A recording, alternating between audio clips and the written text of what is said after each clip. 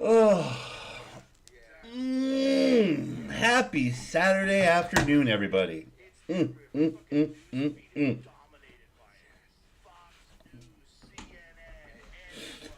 Welcome to TMPG. I'm, of course, your humble host, Thunder Nick. And today, we're going to dive back into Borderlands 3. We're on a replay. I've already beaten this game a bunch of times. But it has been a while. And in a pinch, it's my happy place. This is where I go to chill. It's the weekend. I just want to run and gun and shoot and have fun and relax and not worry too much about it. I'm having a relaxing day on the recording today. Do I not have a gun equipped? What the fuck?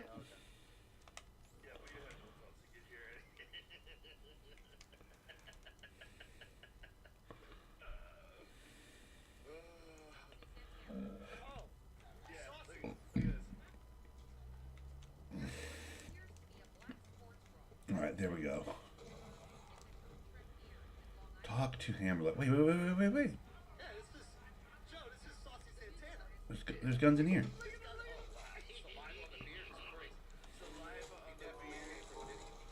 There we go. What's that guy? Nope, that's not it. Where's my cool boy gun, dude?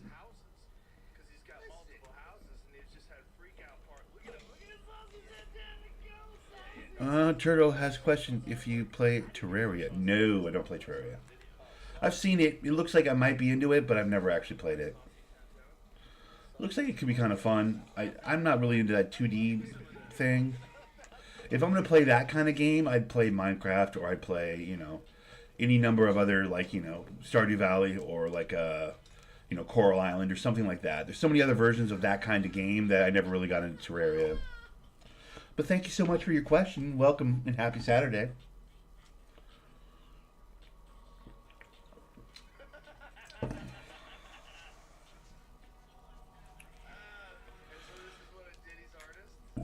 All right. All right. What was I even working on? I don't remember where I was at. Oh, I got a bunch of side missions. Okay.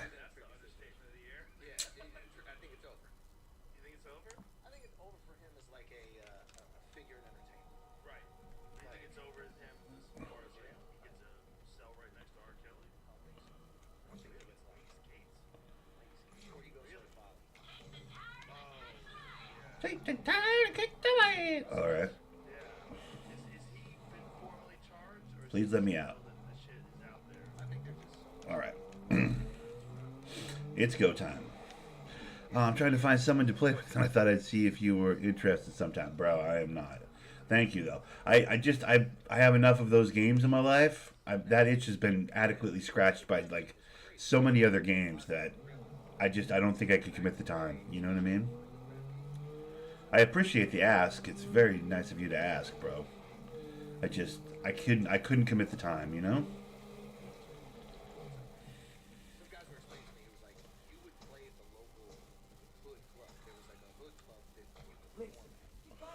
Call himself as a monster, call himself a pussy buffalo, son of a bitch. Okay.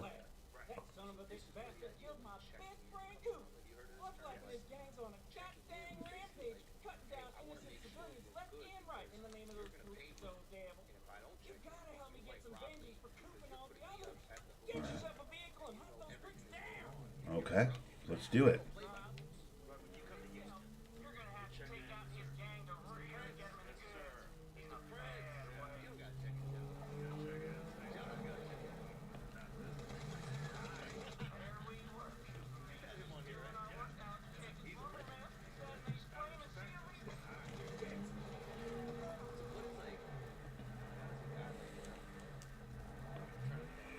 So it says all good and wishes you a turtly day. Turtle, dude. Turtle, dude. Hey, turtle right back to your turtle. You know what I mean?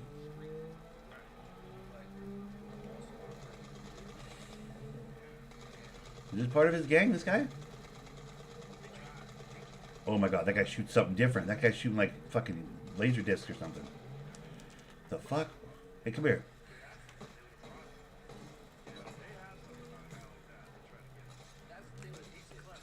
I need to hijack that. That's a weapon I don't have. I need that piece, Turtle. Turtle, I need that piece, Turtle. Come here, shithead. Oh.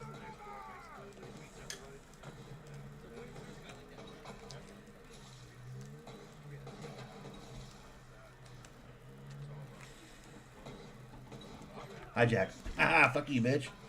Take this to the catcher ride. Quick, quick, quick, quick. Watch this. New piece. New piece. New piece. Yeah, nice. I got Cyclone Blades or whatever that is. That's sick. Okay, hold on. Let me spawn that. One of the things I don't think I've ever done when I played through this game has unlocked. One thing I haven't done is unlocked all the different shit. You know what I mean? Like right now I got Blade Wheel. I got Wide Wheel. I don't know what this one is. I gotta find that one. I don't know what that one is. But for now, let's put on a Blade Wheel to cut people up. Let's put on Cyclone Saw Blade Launcher. That's what that guy had, a Saw Blade Launcher. That's Heavy Guns is normal. That's sick.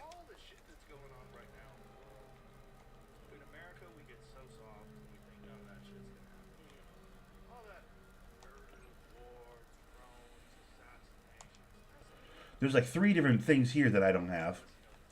I want to unlock all the different car parts, bro. That'd be sick.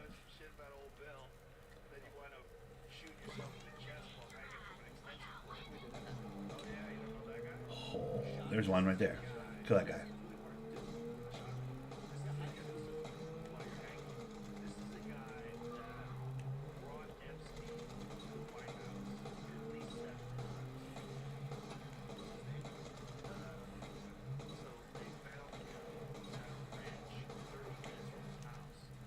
Good? Got him? No? Huh, that wasn't him. What the hell? Oh, is that him? That's him. That's got to be him right there, that guy.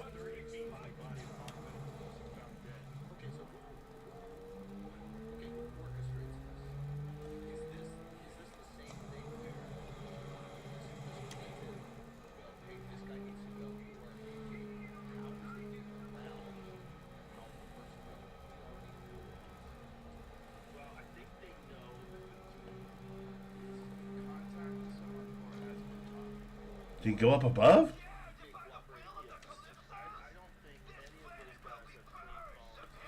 How did I just win that? That guy didn't kill him.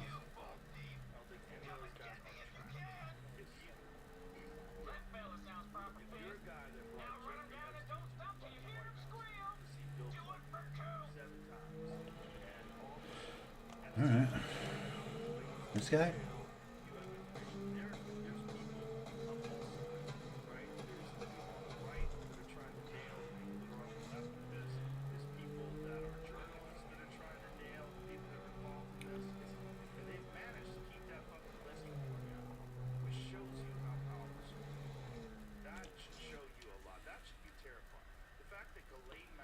Where the fuck is this guy? Oh, okay.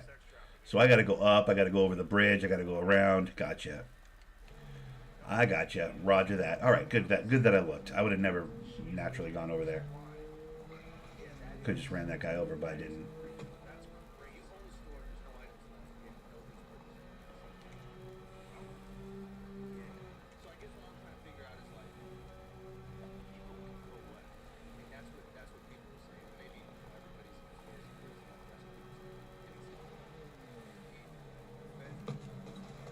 Yo, this guy's fucking serious, bro. Get out of my face.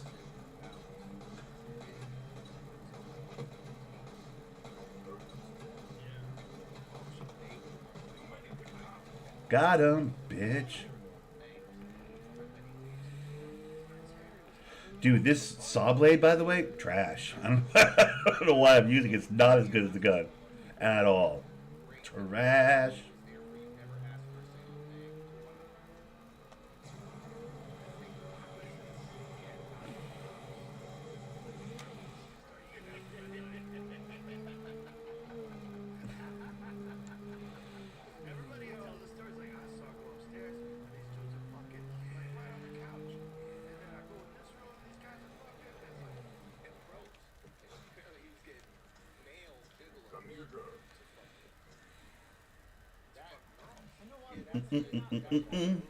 Dude, I had such a great nap this morning, by the way.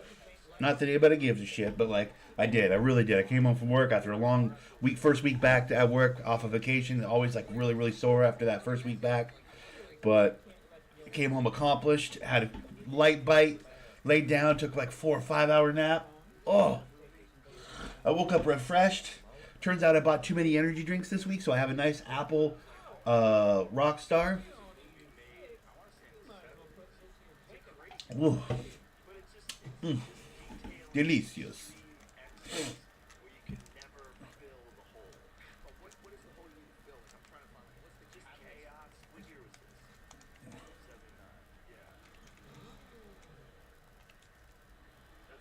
Okay. Yeah, we want that. Yeah, we don't want saw blade. We also don't want blade wheel. Blade wheel looks terrible. I want wide wheel. Wide wheel looks sick.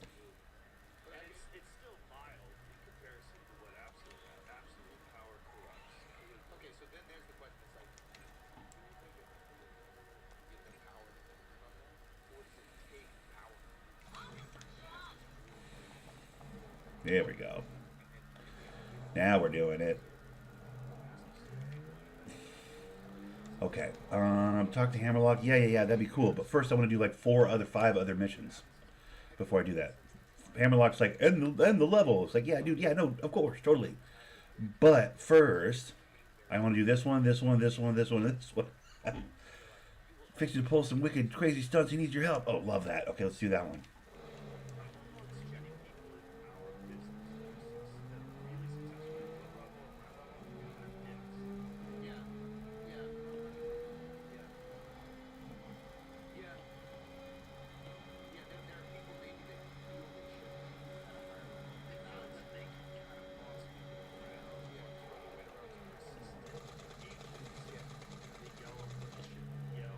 Oh, wait, no, Chad's the guy up in the city that does the parkour.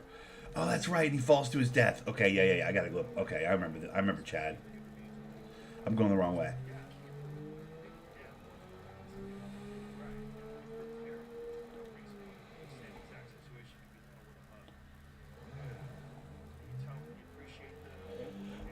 Whoa.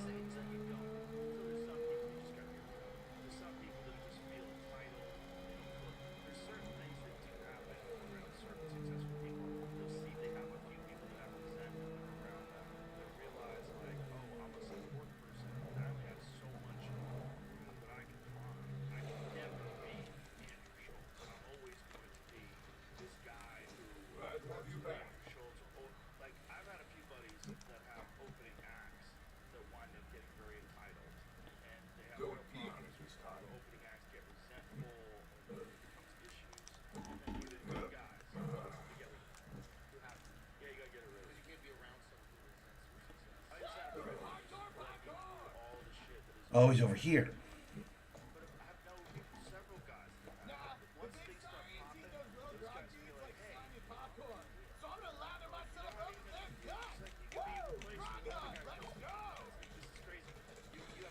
This gun fucking sucks, dude.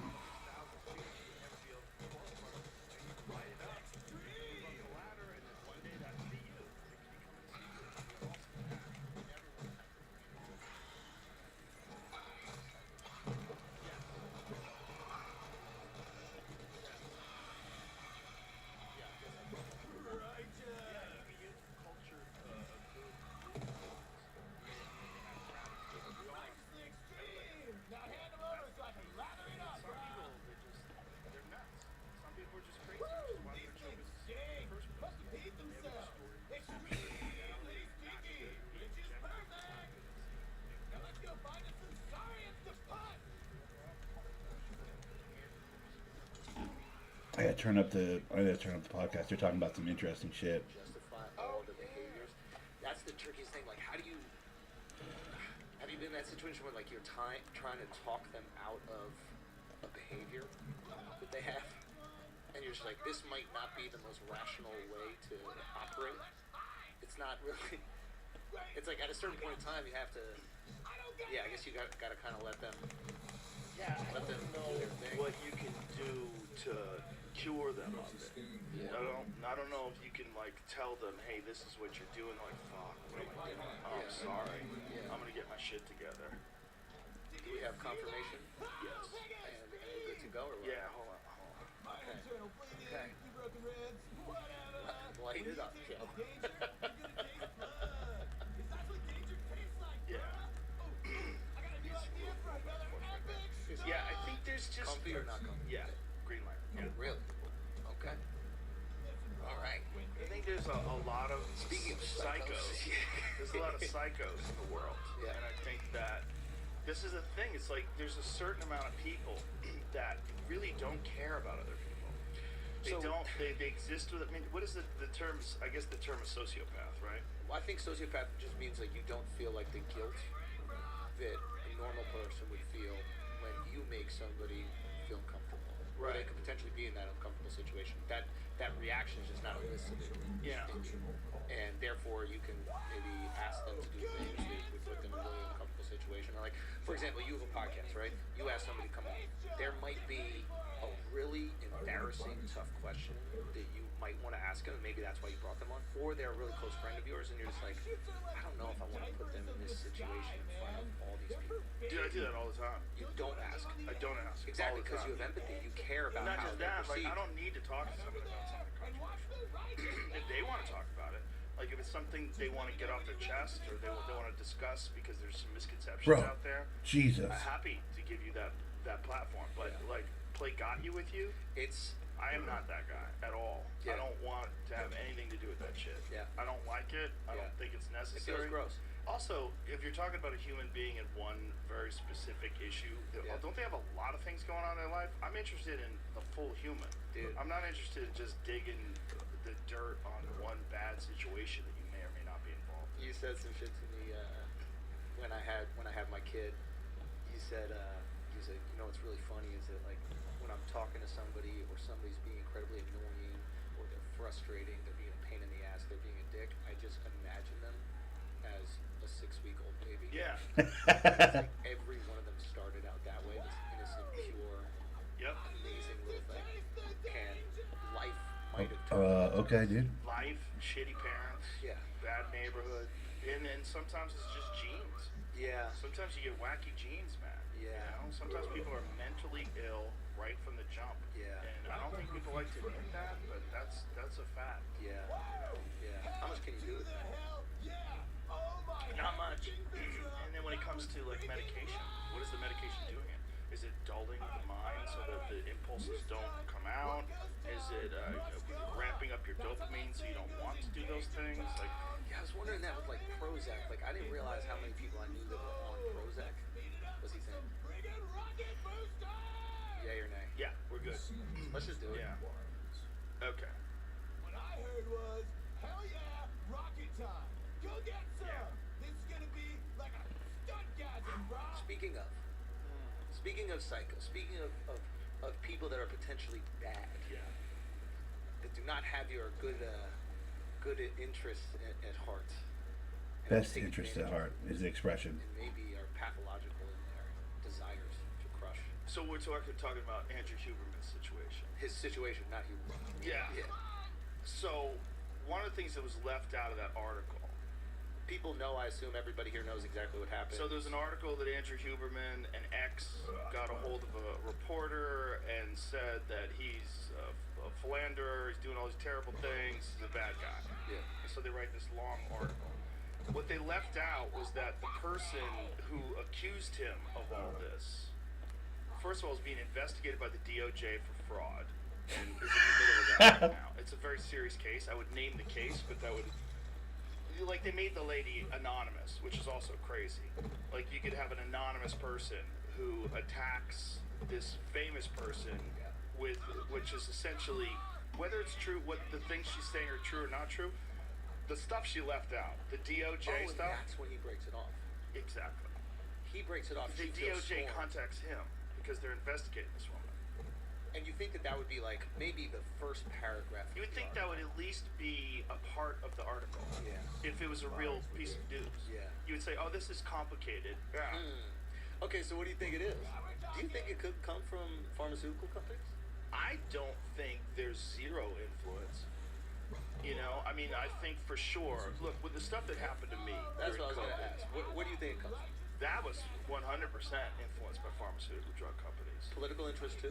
Yeah, well, And they're those are all tied intertwined. in together Yeah. because they fund them. Yeah. So you got pharmaceutical drug interests that fund the network, Yeah. right? They pay for so much of the advertisement, So right? Yeah. I mean, Now you they're can't just beholden cut to that the off. advertisers. Yes. Yeah, you cut. If the news said no more pharmaceutical drugs, like let's imagine if the government says this. Yeah. The government says no more pharmaceutical drug contributions to super PACs, no more pharmaceutical drugs ads on television shows and newspapers, no more. Then you have to fill a massive void that's missing from those ads, and you're gonna have to bring in Toyota trucks and fucking all this different things. Yeah. But you're missing out on a lot of fucking money. So, if that's a giant portion of your ad revenue, you're going to avoid all conversations about vaccine injuries. Yes. They're not going Yes. to come up. You are going to shut them down and go to commercial. Yes. You're going to say, well, the studies don't show that. The study don't, you'll talk over RFK. Yeah. What you're saying is just simply not true. Vaccines, the reason why we don't have Yes. the vaccines have never been shown to cause autism. Vaccines, and we'll be right back. You go to commercial, and then it's just like the person shouted them down. They're probably getting talk in their ear. Yeah, You know, yeah. Don Lemon, get off the subject. You know, like there's probably someone in their ear because they do have earpieces. But here's the thing, I don't even know if they have to tell you. When you know that you are being paid by someone, Yes. it's very easy to just go along with whatever narrative they support. 100%. And that's the tricky thing, because a lot of times we act like there's these like group of 6 people that are disseminating this information. They're directly hitting up Don Lemon, all these other people, like you must behave this way. I think people fall in line. I think Yeah. it's almost human instinct to fall in line. When you know who's got your back, kind of fall in line with it. And Yeah. if the pharmaceutical companies are supporting 25% of your ads or 30, whatever the fuck it is, Yeah. you fall in line with it. Yeah. You fall in line with the narratives of the networks you're with. If you write for the Washington Post, you probably fall in line. Yeah. And when you start to ruffle feathers, your articles don't get posted. And then you realize, oh shit, if I want my articles to get posted, I gotta write like this. Yes. My kid's in private school and I want to build a pool.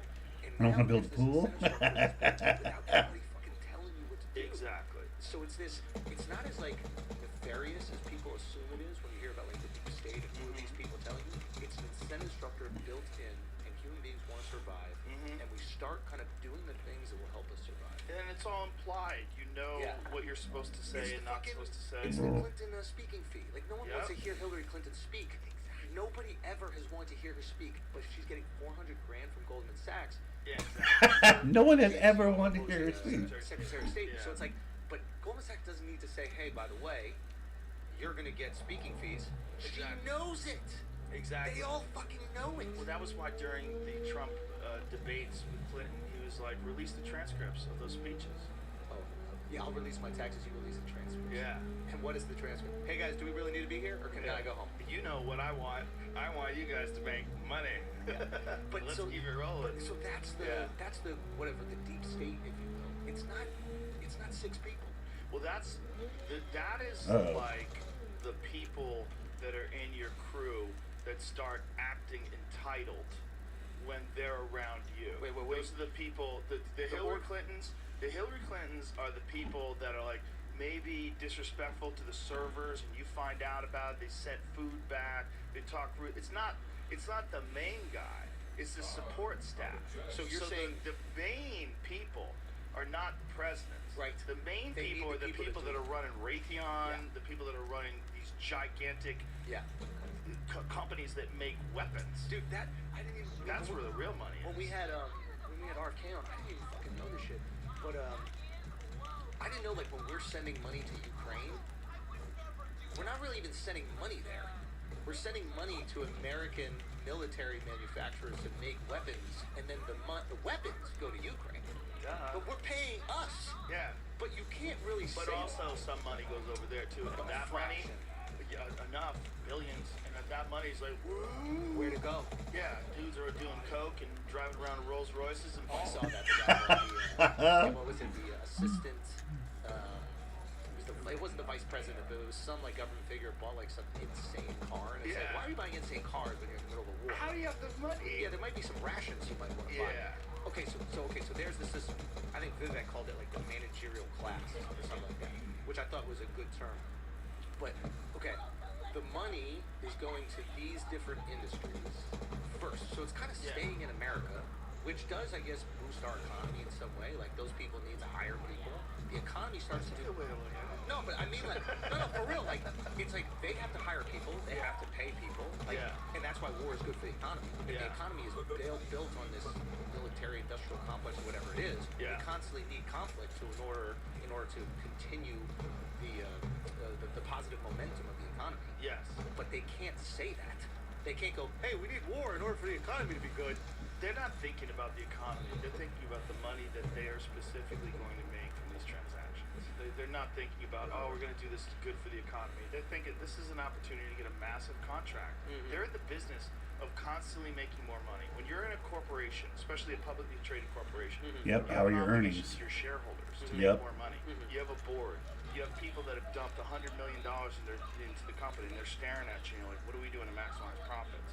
And just like if you're, working for CNN, if someone starts saying the vaccines might be killing kids, you got to step in and go, there's no evidence for this. You got to cover. You're covering for this. Yeah. Everyone's covering. And if you're the head of a corporation, it's your job to get these contracts. It's a sociopathic sort of a situation. No one's looking at it like, what is the big picture? Does this really need to be happening? Isn't there some sort of a diplomatic approach that can be made? What were the factors that led us to get into this situation in the first place? What's going on with NATO? Why are they moving weapons closer and closer to Russia's border? Maybe there's a diplomatic solution that could stop the death of hundreds of thousands of innocent people. But no, make that cheddar. Let's go. And then attach it to different bills, right? Like attach it to the border bill. Attach it to the fucking. Attach it to the education bill. No, we gotta educate. We gotta educate those Russians about our fucking bombs. That's part of the education bill. They gotta know about a Tomahawk missile, bitch. Yeah. So how do you stop that? Money. And the problem is it's already been embedded, right? It's like trying to tell the mob you can't make money anymore. Like you have to do some radical things to get the mob out of businesses, right? And that's what they had to do with Giuliani in New York with the John Gotti and the families and locking everybody up. Like you can't just say, hey guys, stop doing that. That's what they do. It's what they do. That's what they did with Iraq. That's what they did with Afghanistan. That's what they did with Vietnam. They do it with everything. That's what Eisenhower warned the American people about when he was leaving office, which is one of the craziest videos in human history, where he's saying the military-industrial complex wants to go to war. And there's a machine that wants to go to war, and you have to be very careful. What is the history of this? So what, World War II, the whole country turns into a war machine? Is that essentially? And which was beneficial for us, right? Great for the economy, great for a lot of things, great to Great unite for us. freedom, great for not speaking fucking German for the rest of our existence. But, and by, it turns into a war machine, like Ford just starts making tanks. Like everybody shifts their goal, right? Is that essentially what happens when... Well, a lot of people definitely shift their. I mean, Ford obviously can make cars, but like a lot of people do shift their. But I think Ford businesses. also started making military vehicles. Did they?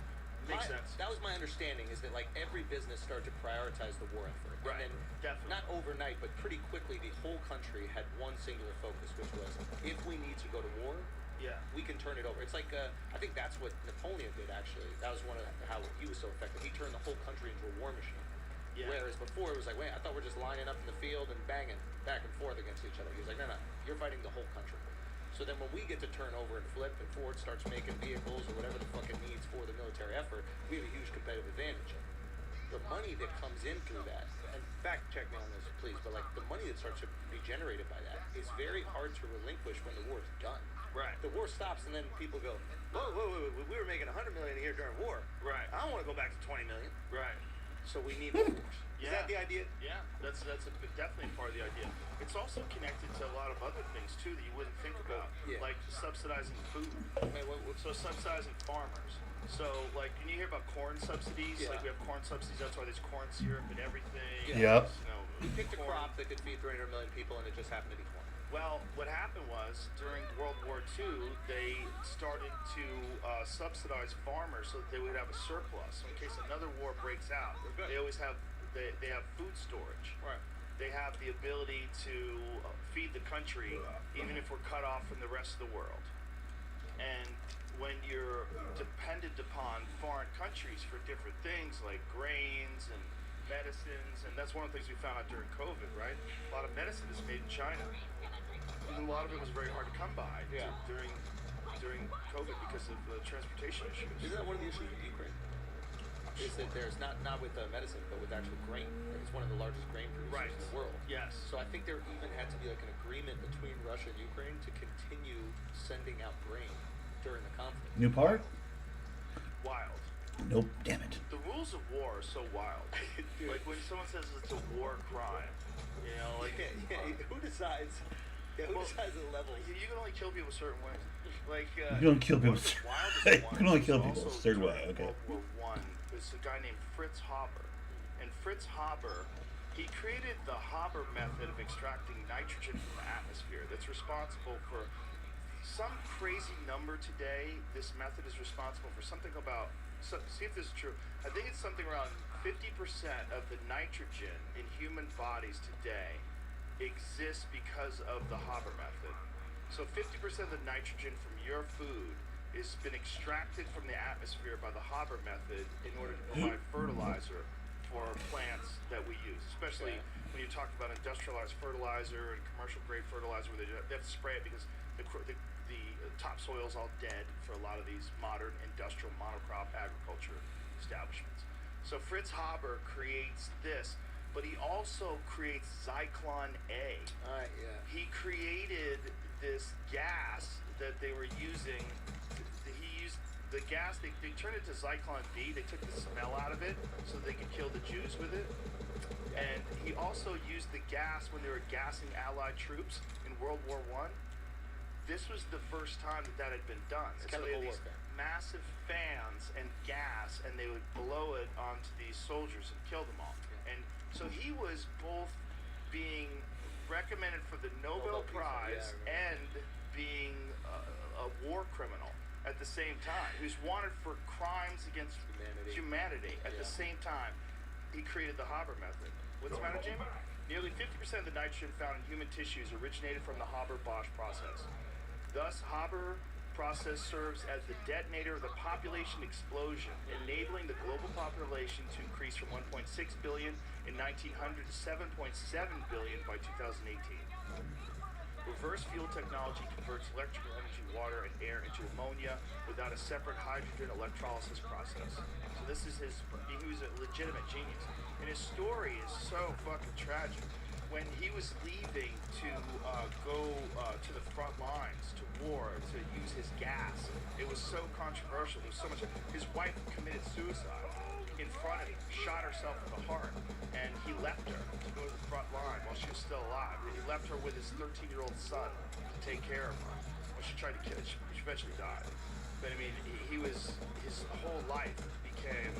Did he feel remorse for this? I at all, or don't no? know. I don't know. But eventually, during World War II, he was a Jew, and he saw all of his other Jewish friends that were scientists get pushed out and arrested, and all these different things that happened to him, and he wound up fleeing, and he died while he was fleeing. I think he died of heart failure. He's probably just racked with stress. Yeah. I mean, the guy's his whole life. I mean, what did you do? Yeah. What did you do?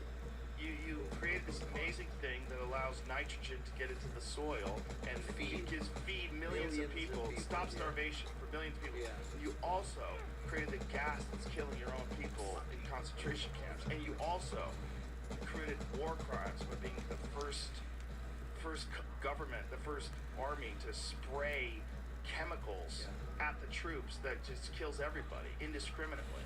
Men, women, children, anybody downwind, dead. So then who decides, like when is there the conversation where all the countries unanimously agree on what are war crimes and what are not? Like you can kill someone with a bullet, that's okay, right? As long as they are then what about metadata, right? Do you know how they target some people with bombs? Okay, so let's say you're a terrorist, and let's say you're hanging out in this building, and the government knows where you are because they have your cell phone. So they have the metadata of your cell phone. So they know your cell phone is in this room. Boom. Game over. Everybody dead. Everybody dead. Not just you, not just me, not just Jamie. Security staff, This is the everybody, drone strike people away next shit. door. Yeah, that's what they do. Yeah. So you know what the percentages of innocent people that die in drone strikes? 99. We don't know really, because here's the problem, and this has to be like, you have to be kind of honest about this. Like, they lie too. Like they'll Nobody's gonna be say, like, I'm a bad guy. right? They'll Yeah. say, oh, you killed 30 children, Yeah. and you know they'll take photos. So you're getting some of the information as far Yeah, as the they data. never go good shot. Right. Yeah. So we don't know the exact numbers. There's estimated numbers, but for sure, it's not more bad guys. Yeah. For sure, it's more innocents than it is bad guys. And the high estimates are in like the 80 and 90% of innocent civilians that die in drone strikes. And what is the justification? Because there's a bad guy over there. You gotta get that bad guy. And And they're- it's in another country. So when it's in another country, you can kind of get away with some shit. But also, I imagine the justification is like that one bad guy could have killed hundreds of thousands of other good guys. That's their steel man argument for it, I imagine. Because they also have to have a justification. It can't happen without them going, hey, we thought about this. Exactly. And then imagine the person that you need to pull the trigger on that or push the button, right? Like the constitution that they have to have. Yeah. That's a lot of guilt. Goes back to the sociopathy. Well, they have massive PTSD. Yeah. Yeah, those people that run, they say it's a unique form of PTSD because they weren't really there. Right. They're behind a fucking video They're working console. a fucking Xbox controller. Have presidents ever said that? Did Lincoln write anything about the death toll during the Civil War? That's a good question. Like, I wonder if even modern day, like, does Obama talk about it? The people that died, the Bushes, like, I think you can. George Bush has handled Iraq better than anybody in history. Just been paint. He's just dogs and giving shit. little fucking lozenges to Michelle. Like, Yeah. there's nothing that's going on. Yeah. And maybe you need somebody that's kind of not got a lot going on up there to do it. Well, I don't think it's a coincidence that they made movies about Dick Cheney afterwards. So they made him out to be this monster. Is that, like, I feel like that's taking all accountability away from the guy who was in charge. Like, it's very easy to be like, yeah, it was just him. This guy's got a co-sign too, and that's the job. Yeah. If you're the head coach of the team, and the assistant coach is making all the bad decisions, we still blame the head coach, right? He's also the son of a great man. And, you know, when your dad is Herbert Walker Bush, who was the head of the CIA, and, you know, you are second fiddle. You're good at taking directions. And that's why you make a good president. You're a Yeah. good, handsome man. Yeah. We're going to smoke them out of their holes. Yeah. You look like a president. Yeah. And then let's let good old Dick take things behind the scenes. And just look at the evidence of what they did, right? Yeah. One of the things that they gave Halliburton no bid contracts for fucking billions of dollars. to make another round. Billions How of wild is dollars. that the guy who's the vice president Was on the board of is on the he was like the fucking he was the head of Halliburton. Was he getting a piece before. during his Yes. vice presidency? Yes. Yeah, that seems like a conflict of interest. He Yeah. is blowing these places up.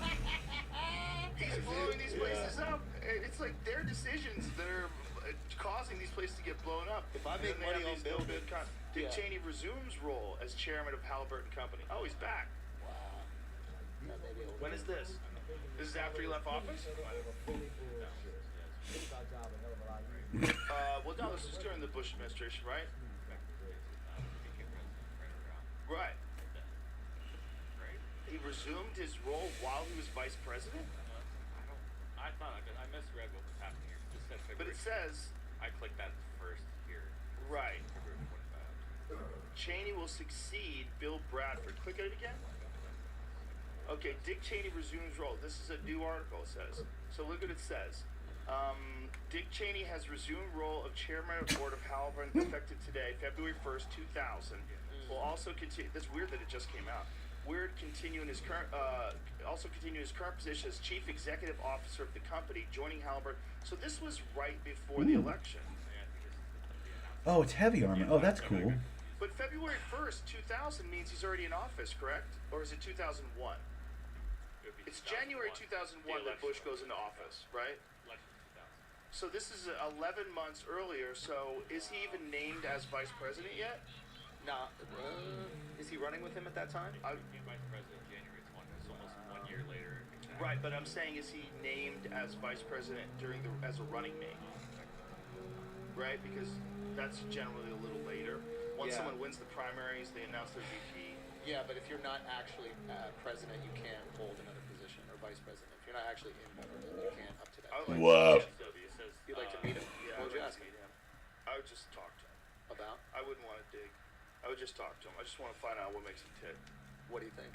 Halliburton reportedly reached the agreement on July 20th to allow Cheney to retire with a package of an estimated $20 million. Let's go, Dick. I mean, pulled it off, man. Do you ever wish you didn't know all this stuff? Yes. The ignorance is bliss. Yes. I feel a tremendous weight of the amount of people that pay attention to the shit I say. It's a tremendous weight. So you feel like there's some things like I would rather just be a hayseed, just fucking hanging out on my farm in Kansas, shooting deer with bows Well, and arrows. that's what I was going to ask. Like, when you're out shooting deer, That's and my you're not- favorite time that I'm disconnected. I don't have cell phone service. I don't have shit. you're not thinking about the deep state. No, man, I'm thinking about mountain lions, and I'm thinking about bugling elk. Yeah. I'm thinking how my cardio is. Do I get enough electrolytes in me this morning? Make sure my protein take is right. You know, I'm going 8 fucking miles a day in the You like mountains. hard shit. That's I do like- something I've noticed about you, and I think it's a really important thing to. It's an important quality to have as you achieve more success, because with success, life can get easier. So if you're not addicted to difficulty and like hard situations, it's easy to just kind of fall into the comfort of nothing. Because there was a guy who I had on the podcast, Russ, who's awesome artist. But he was like, yeah, once you get money, like things become easy, and then anything that's not easy, you get very anxious about it, like fearful. So you like hard things. You admire David Goggins because he's doing Yeah. hard shit all the time. Yeah. I think a lot of times people don't like hard things, and then when they get success, hard things make them anxious, and they stop doing hard things. And hard things are what make us successful. When we have nothing, we have to do hard things. Yes. We have to go up in front of crowds that might not be good. We have to go run fucking really hard. We have to work out really hard, whatever it is. And I wonder if that's when like kids who grow up with very wealthy parents are not used to hard things. They don't really have to do anything hard. Right. And if they don't have that as like a core value to them, that doing hard things is good, of course they're going to be anxious about everything. Of course they're going to use drugs. Of course they're going to be bored out of their fucking mind. So it's one of those things that like, I don't know, as I've gotten potentially more comfortable, like I like have to like force myself to do things I'm afraid of, or I do think that I would just kind of get weak and fall apart. Comfort is a warm and enticing poison. Yep. And it's a slow poison. Yep. You can take a little bit of it on the couch, just relaxing. And it is take nice. a little of it. It's nice. But don't let that get into your veins, because it'll make the rest of your life harder. Because you're gonna encounter hard things, and if the hard thing that you don't voluntarily subscribe to, the hard thing that you don't force yourself into, isn't harder than the other things in life, you're gonna have a hard time managing. Yeah. And it's voluntary. It has to be voluntary. You have to choose You it. have to have discipline. There's a I think characters like cardio. I think you have to keep it up. yeah. I do. I really do. You take a few weeks I like off of that. cardio, I think that's the same with character, and I think it's the same with doing difficult things, and also self-assessing, honestly, knowing where you fucked up. Like, Yeah. there's moments that you have, I'm sure, in your life where you look back, it might have been 10 years ago, you're like, fuck, why did I say that? Yes. I didn't need to. Yeah, I didn't need to say that. I shouldn't have said that. Yeah. Oh God, I was just in the wrong place, wrong time, wrong headspace. Why did I do that? Oh, I was drunk. Why Yeah. did I say that? Yeah. Why did I do that? You know, those things. You should know those too. Yeah. You don't absolve yourself of those things. Yeah. Know those things are real, and just always, constantly strive to do better. The problem is when people fuck up, they think of themselves as that fuck up.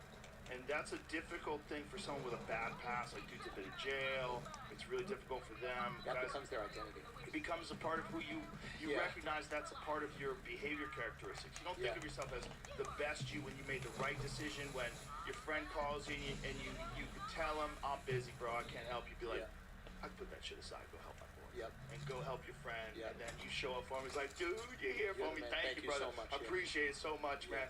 And you're helping him fix his tire or move or whatever Yeah. the fuck it is. Mhm. Those moments, man, like unite human beings. Yeah.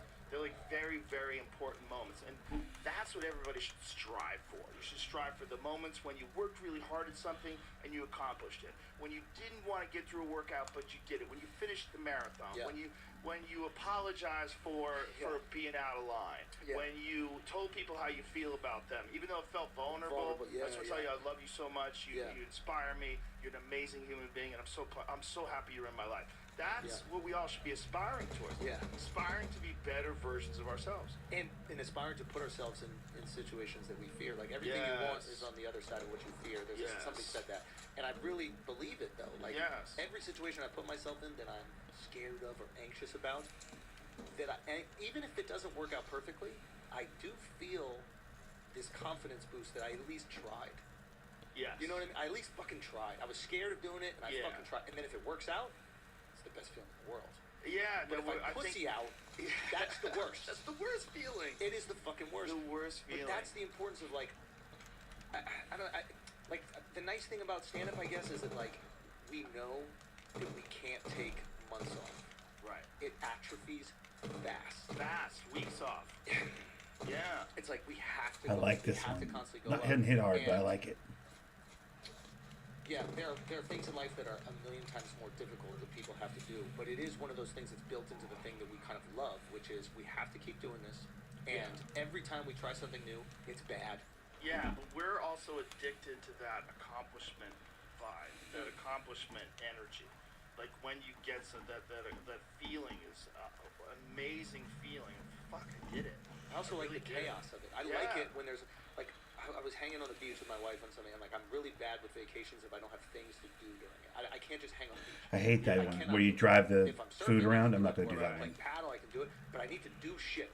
Right. Give me something to do. Right. And my wife knows I don't care if we're looking at the Coliseum, I'm learning, I'm asking a fucking tour Let's guide go questions. fishing.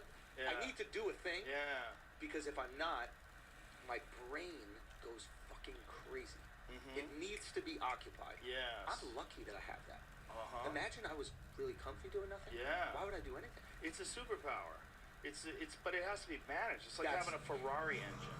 You know, if you have a Ferrari engine, you know, in a fucking Toyota Corolla, like that shit doesn't have the tires for it. Yeah, yeah, like, yeah. It doesn't You have burn out. suspect. Yeah. You're into a tree. You know, you have to learn how to manage that kind of a mind, and you've built up a suspension and wide tires and strong carbon fiber ceramic brakes. It's like you gotta have all those things. So is that what you're constantly doing? Are you constantly looking for more shit you're afraid of in your life? Well, difficult things. I like difficult things. I like that's why I like cold plunging. I like it because it's hard. People are like, I hate it. Yeah, I fucking like it. Yeah. I don't like it. Yeah. Every time I'm about to do it, there's this little bitch ass part of my brain. It's like, Yeah. do this. And the other part of my brain is that built up over here is like, shut up, pussy. I'm the boss. So it's building the discipline. It's not even like, okay, there are great, not side effects, but there are great main effects come, the inflammation goes down, whatever. But it's more about building the fucking discipline to do the shit you don't want to do. Yep, but also because it's good for you. If it was bad for me, if I didn't want to do it and every time I did it, it was killing me a little bit, I wouldn't do it. But I do it because I know it's good for you and I know you feel great when you get out of it. But Goggins, I'm sure, running all those fucking miles, like his joints are destroyed, his feet are fucked up. Yep. Like there's a certain point of diminishing returns. Yes. But also you have to have the outlier. Which is? You have to have the dude that's pure mind. That's all just on the drive. And that's Goggins. You have to have the guy So he's the extreme version he's of discipline. uncommon amongst uncommon Got it. men. Amongst all the psychos out there, he's king psycho. So it's not that he runs long. It's that he will do the thing despite that little voice inside of him saying, you don't want to do this. And he'll tell you he has that voice. He goes, I stare at my sneakers sometimes for 30 minutes before I put those motherfuckers on. Yeah. He'll tell you, but he always wins. It's like the dude, when I'm taking the lid off that cold plunge, as I'm taking it off, he's like, don't do it. I'm like, shut the fuck up. You got 3 more. Shut the fuck up, Set my bitch. watch, and I climb right in. Yeah. And because I get through it every day, I start the day off with a win. I won. I beat the inner bitch. Yeah. I conquered the inner bitch. I got in there, and then I do the workout. That's win number 2. So by the time the day is over, I've done shit that most people never do. What do you feel when you're on vacation? Do you feel Like a crazy person. You feel Like a yeah. wolf on a fucking inflatable pool toy in the ocean. Yeah. Just going, what am I doing on this fucking thing? And is your life going, hey, you need to chill out? Yeah, well, I know how to do it now. First of all, every day starts out with a workout. Dude, it's so funny. I told Ella, I was like, listen, we can go to these places. The first 3 hours of the day, I'm doing what I need to do. Yeah. Once I calm it all down, let's fucking drink whatever on the beach. I don't care. Yeah. But the first 3, I need to do what I need to do. I need breaks. Breaks are good, but I don't really need a vacation because my life is awesome. I love it. I've cultivated a wonderful life. I love my family. I love my friends. I love my jobs. Yeah. So I'm happy. Yeah. I'm a happy dude with what I do. So when I go on vacation, it's like, okay, I just want to have fun with the family and do a bunch of stuff, but I have to do something about this thing. And your family knows? This bitch, yes, they know me. What about your kids? Are they like, okay, he just needs to work out? They get it. Do they have it too? Yeah, they both have it. Really? Yeah, they both have some psycho drive. One of them for art, the other one is gymnastics. And when you see it manifested, like for example, do you see them looking like the wolf when you guys are on vacation? Do you see them kind of pacing They around? have to do things. You have to keep them busy. Like I had a conversation with my middle daughter at one point in time. She was like, when we first moved here, she was real anxious. And I go, you're a racehorse. You got to get back to racing. You got to get back to competing again. And as soon as she went back to that, everything was fine. She just was like, didn't know we're in a new place, making new friends. Yeah. But there's like physical anxiety that comes with being a human being that I think activity diminishes. Oh, there it is. What the you fuck? need something like that. You need the hardest thing of your day to be something that you choose. It might not be. Obviously, circumstances are random, and you could have a terrible thing happen to you. Yeah. But if you built up your understanding of how to get through difficult things, it'll serve you in everything you do. And if you do it voluntarily, then you've gained control over your mental process. What is it? So with the kids, is this something you instill in them? You Or can is this only a little do it so much, man. You gotta be real loose-handed. You gotta let them be their own thing. They're their own little people. It's very fascinating. Are you rewarding and lighting the fire once you see that they're really drawn to something? Oh, for sure. Yeah. So you wait for them to choose, and then you lean the fuck in. Yeah, well, praise is very important to kids. It means a lot. It can really motivate them to excel to higher and higher levels. Is that easy for you to give them the positive encouragement? Oh, it's so easy. Yeah. My youngest is Let me see. I'm going to show you this. Stop with this immune shit. What the fuck? Oh, there they go. Dude, she was doing crazy work when she was 6. I showed one of her things to David Cho when she was like 6 or 7. He was like, holy fuck, man. Like, dude, she's crazy talented. Yeah. And How old is she? She's 13. She'll sit and she'll draw for hours and hours, man, just completely locked in and focused. And when I was young, I wanted to be a comic book illustrator. So I was an artist when I was young, but I wasn't as good as her. I wasn't as good. I don't think I'm as good as her now. She's 13. It's crazy. Dean Rockboy, hi. What's up? Yeah. Oh, dude, I got a Goldie. Let's go. That's what I'm saying. Yeah, I'm gonna win. Okay. Oh yeah. Do you ever? I'm trying to win. Okay, you won't give them nothing. No. Interesting. No. Does it drive them crazy when they lose? No, they win. They win a lot, man. Okay. We did virtual reality, and my 13-year-old beat me at this sword fighting game. She fucking loved it. She killed me. And? It's like one of these, you know what Sandbox is? You ever do Sandbox? Oh, this is dude, it's the dopest. Sandbox, you're in a warehouse. Okay. I love it. You have a haptic feedback vest. My favorite one is the zombie one. But we compete in the zombie one, too. This is a console that you're wearing, like a VR goggles or okay. something? You go to a place. It's Okay. called Sandbox VR. It's Okay. a big warehouse. Okay. And inside these warehouses, they have these spaces that are a little larger than this room. Okay. Okay. And in this space, they give you a virtual reality headset. They give you a haptic feedback can vest. You feel like you're getting hit or you're getting grabbed by zombies. And then they give you a gun. You have a plastic gun. Okay, and then you see yourself, you see everybody. Everybody's like tactical ops outfits on and shit with helmets, and you're like, woo, you high five, you dance, you see each other dressed as these characters.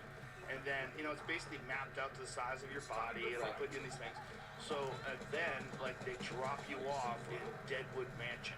And Deadwood Mansion is this haunted house, and this, like, crazy scientist who developed zombies, and the zombies start invading the house. Okay. And you're just gunning them down. And we always compete to see who kills the most zombies. But I have a lot of gun experience. I fucked those zombies up, man. I, at one point in time, had number 3 in the country, or the number 3 score in the country. Yeah, bro, I went ham. This is it, yeah. So this is it. So, let me just give you a pro tip. If you want this game, get the shotgun.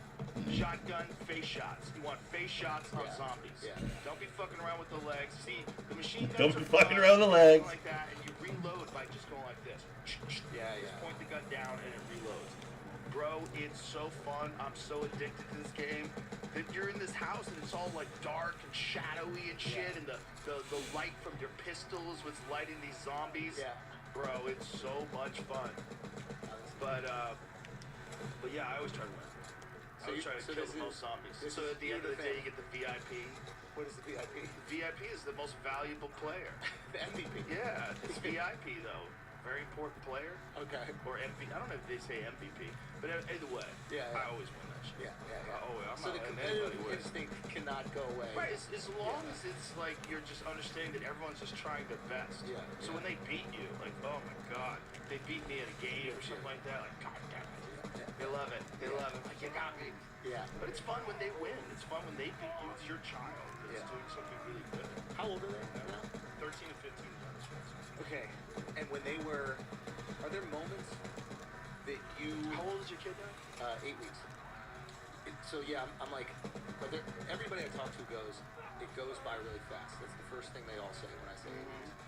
And what are the moments in this stretch that you wish that you kind of held on to longer, or you didn't realize how amazing they were until they were gone?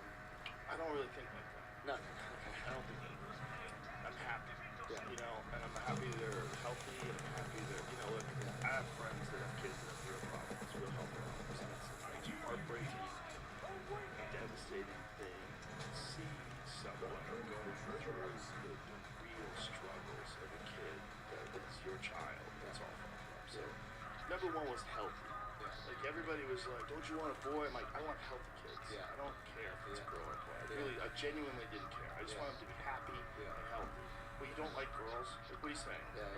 You only want boys? Plus, if I had boys, it would come with the added responsibility of training a psycho. Because I'm assuming they're going to be like a little me.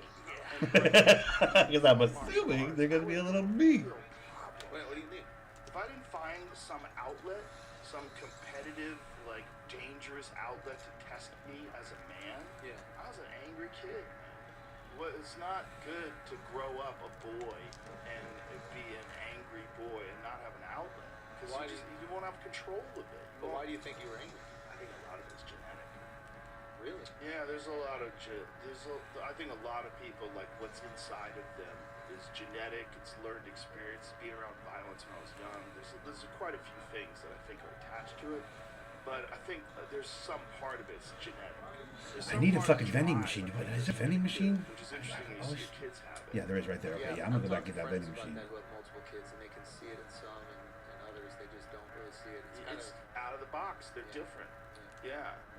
Like, my 15-year-old is, like, hyper-focused on things. Hyper-focused on athletics. Hyper-focused. But also very loved. Like, doesn't have this desire to prove herself like I had. I was like, I'm not a loser. I'm going to show everybody that I'm not a loser. That was, like, my drive as a kid. And martial arts were the first thing that I ever did where I was like, hey, I'm not a loser. But it's also the most humbling thing. Oh, the most humbling. Yeah, the most humbling. But I got good at it quick. But still, it's I like- was very lucky. But there's always someone better. I don't know. Like, Yeah, but I even- got lucky that I was going into it at the right time. Like I had some athletic experience. Like I had wrestled, I'd done baseball, I'd played some sports. I wasn't like totally inept. When I played baseball, well, I was so selfish. I would never try to get on first. Fuck you. You wanted that It's double. home run, You wanted that. home run, or I strike out. Yeah. They would always tell me, just get on base, like right. And I'd get up there, I'm like, I don't give a fuck what you just said. Yeah. When that ball's coming, I'm either going to be a loser or a hero. Let's Really? go. 100%. I never did not try to hit a home run. It would always be- because I could hit home runs, but I could also strike out. Yeah. I struck out a lot.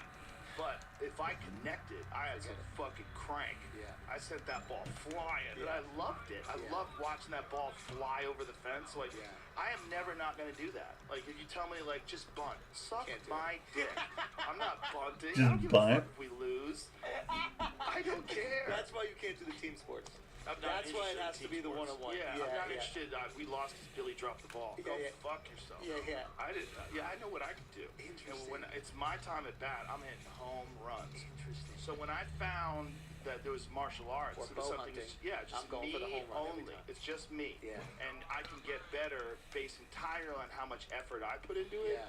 Then I just became obsessed. But you still love the camaraderie. I love the camaraderie, but you learn from the other people that are also doing the thing.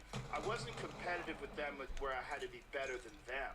I wanted to be better than the people I was competing against, and they helped me to These get are better. Because these are who? These are the the people I train with. Okay. Yeah, those are family. I'm Yeah. still very good friends with one of my guys that I trained with back then. Really? I talk to him all the time. Yeah. Yeah, I've known him since I was 52 guys, two of those guys. I've known them since I was 15 years old. One of them was just out here to visit. It's funny that you see it even in martial arts. Like, you know, when a guy wins, the first thing he does is often compliment his coaches and his team. 100%. And we You're do- everything. We need that. We need that shared Yes, victory. I've always yes. got that in team sports. I love that. Like a team win, like with me and 4 other guys playing basketball when we're not as talented as the other team, And you win. but we win. Yes. Just going out for beers afterwards, talking about we're old fucking guys. Our But that's names don't work. more of a cooperative thing than being at bat. That's the what thing I about like. being at bat, though, Yeah. is like, this is just me. Yeah. You're like, I'm not passing the. Look, if I could pass the ball over to you and you're open and you can get a clean shot, Yeah. I would 100% do that if Yeah. I was playing team sports. Yeah. I wouldn't be greedy like that. Yeah. But baseball Yeah, you going for it. is just me. Yeah, you going for That it. ball's coming. It's going. I'm sending We only need this a bitch into single trouble. orbit. Yeah, Because they would always get mad at me. I Yeah. had this one coach that was like very strategic, always Yeah. trying to win. Yeah. And he knew that if he put me up there, I was cranking that ball. Yeah. But that is. Yeah, But I that- just wasn't designed for baseball. But that's you in life, though. right. Yeah. But if I could figure out something where I would be 100% of my own, you know, when I got in there, like fighting, it's 100% Or just comedy. you or comedy. You built this team. You built all these friends, this community. But when you're on stage, it's all you. just- It has to be you. Yeah. Yeah. But those people also help you get better.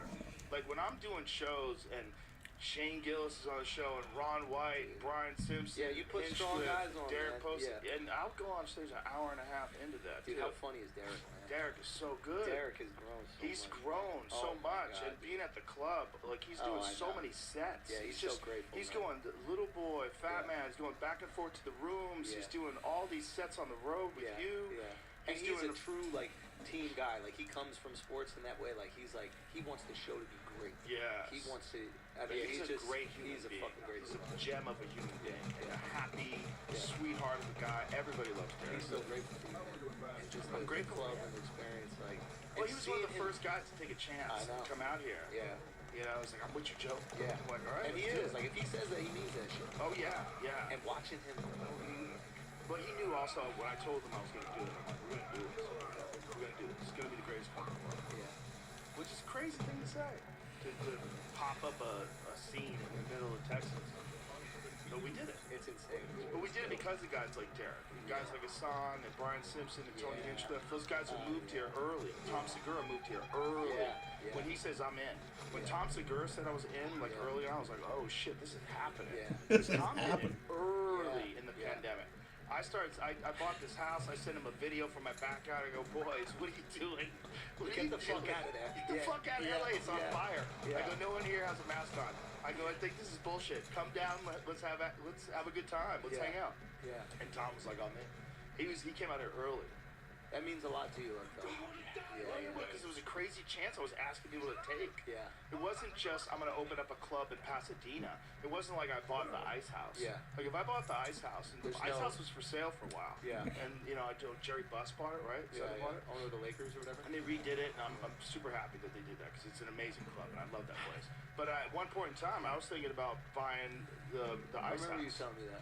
I was like, maybe I just buy that place. But if I ask guys to come to the Ice House, that's easy. Yeah, there's That's no, a 20-minute drive. No sacrifice. You There's no stay in your commitment. same house. Yeah. It had to be all those factors happening at the same time. yeah. It had to be COVID.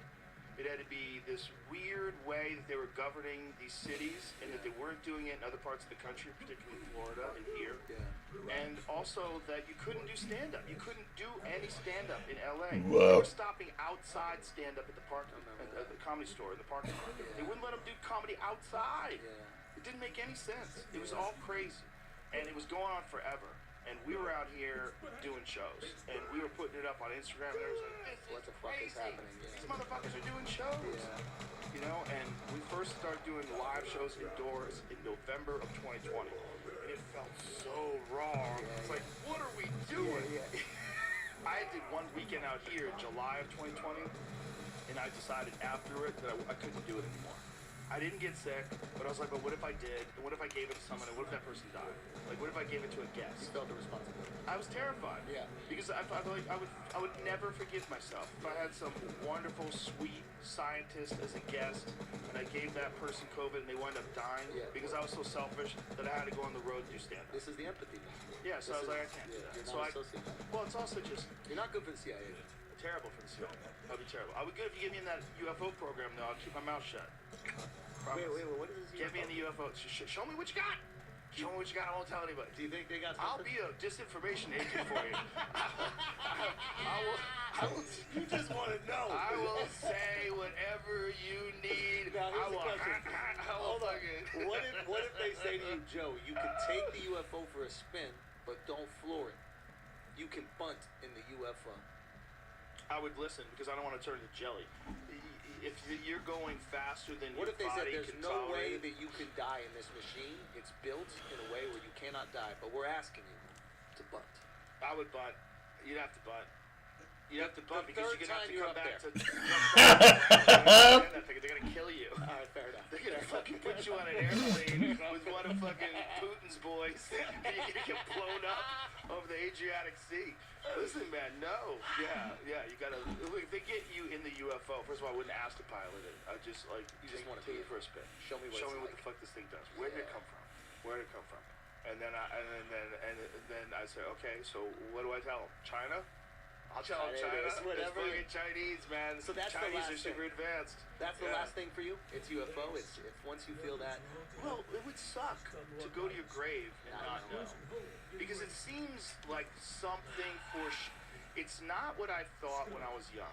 When I was young, I thought UFOs are probably real, but a lot of these stories are bullshit. And I don't even know if UFOs actually are real, or if people are just liars, or if it's something that we want to believe because of science fiction, Right. Orson Welles, and all that stuff. But now I don't think that anymore. Now I think, because of talking to guys, well, you and I went to dinner with Bob Lazar before he did the podcast, which was, how fascinating was that? I always tell people, I believe he believes it. Yeah. That doesn't mean that it exists, but I don't think he's a liar. I don't think he's a liar either, but I don't know. Because some people are really good at that shit. Again, I'm just going off of like The vibe. just the vibe that I got. Yeah. But the vibe is hard because He you felt want like he to didn't want to be believe. there, Joe. Like, Yeah. I remember at the dinner, he's like, listen, I'm not here to prove it. I don't even need to do it. I don't like doing this. It hurts Yeah. my life. He Yeah. said all maybe the right things, but he didn't come across as so charismatic. Like, usually people who are really good at lying are very charismatic. Also, And they lie about other stuff, too. Yeah, I mean, I didn't Yeah. know enough about him to say, but, like, he didn't have the charisma of someone that could, like, trick and manipulate me. He came across as pretty authentic and almost kind of rattled by the whole experience. Like, it almost felt traumatic when he was talking about it. Yeah. It did. Well, he And- told does something too that made a lot more sense, because one of the things that he's criticized about is his education background. He said he went to MIT, but they said there's no record of him at MIT. Yeah. It's like, yeah, because there wasn't a record of me at MIT because I was involved in a program that you can't really say. We can't say what he was involved in. Yeah. But when you hear what they're involved, what they were actually working on, you go, oh yeah, well you're not even supposed to do that. So I would imagine that if you're going to get educated in that, it's not important that you get a degree that shows that you learned it from these people. Yeah. What's important is you get the information that you need in order to implement this plan, Yeah. which was wild.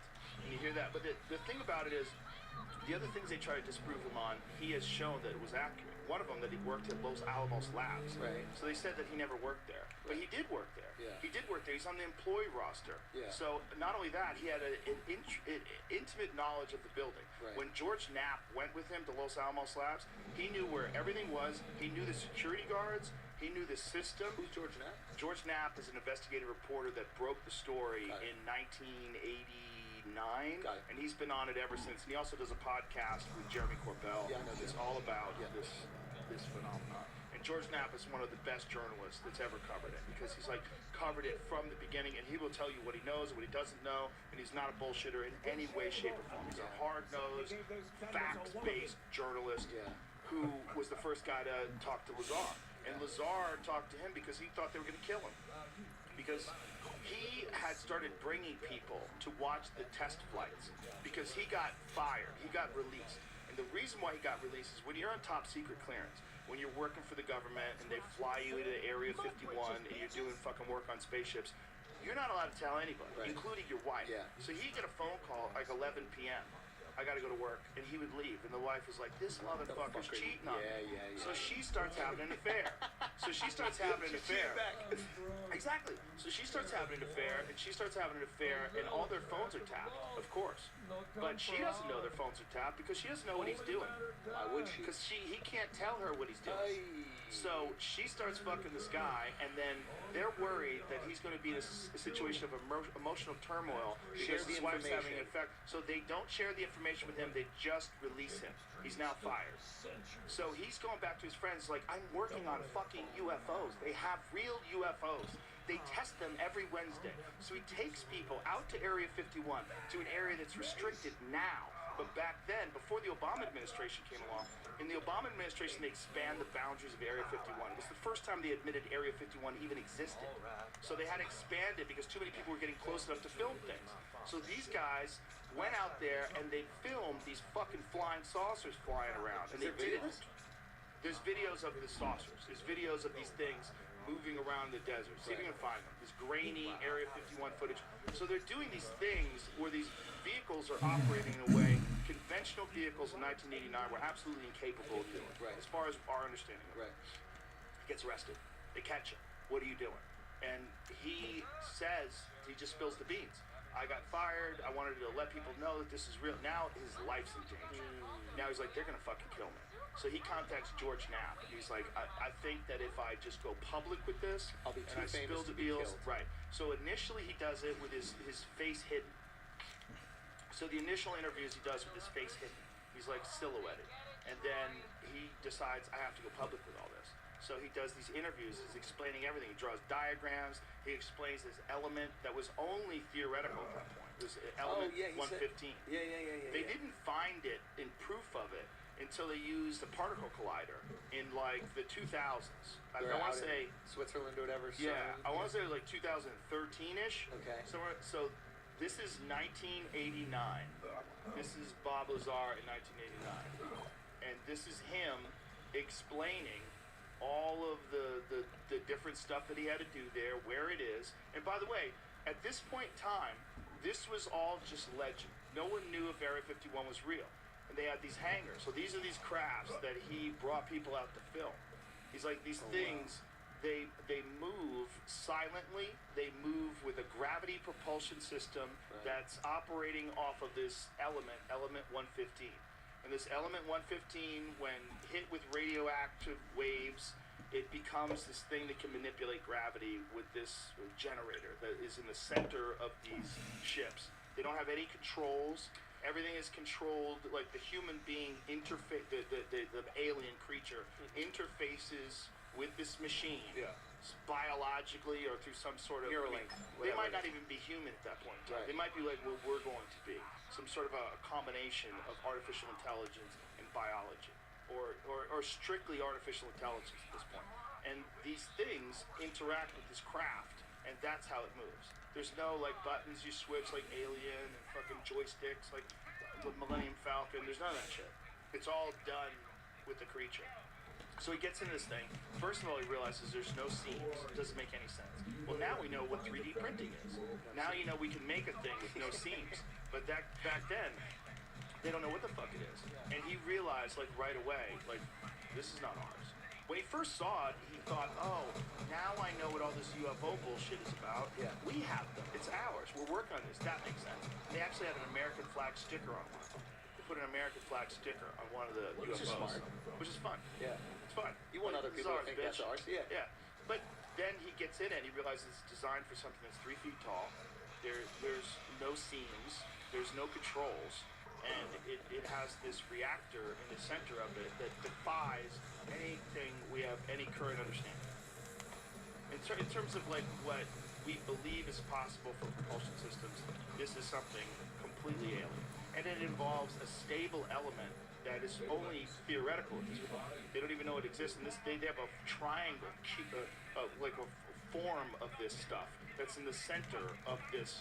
Like, see if you can find the video where he's describing the element? the gravity generator. But the elements, that triangle thing you're talking about, is that the engine or is that essentially the That's the fuel. gasoline? That's the fuel. It's the fuel. Got it. This thing, when bombarded with radiation, Yeah. produces this. I'm obviously butchering this, but produces this. See how he explains it. Put the headphones on. Powering the gravity amplifiers. Do it from the. So it's the reactor here, powering the gravity amplifiers. Gravity amplifiers output goes into the Have I ever been back here? I might never have been back here. resulting gravity beam, anti-gravity wave can be pretty much anything. When I had access and was permitted to view the operation of this main level, the gravity amplifiers, and the level below, the gravity meters. People call these large black rectangular areas portholes. I believe they were some planar sensor array that just took in information from a certain area, whether it be patterns of stars or what have you. So we got the shape right. Like the sci-fi people got the shape right. Yeah, well, they knew about it a long time ago. Kenneth Arnold saw flying saucers in the 1950s. He was a pilot. He was like one of the first. See if you can see the Kenneth Arnold sightings. It's one of the first reputable disclosures because it was a American fighter pilot, Right. and he's seeing these things and he's describing them as like flying saucers skipping, and all of them, they started all happening. That's what he said he saw. They started seeing these things right after the bombs dropped. That's when everything started really popping off in this country. And why? That's why the rooms in my club are named Fat Man and Little Boy. They're named after the atomic bombs. Because that's what started the whole UFO invasion. Aliens see this They're like, huge "What are they explosion. doing?" What are they doing down there? Yeah. We got to go check them out. I think that kind of checks out. I mean, That's what I would do.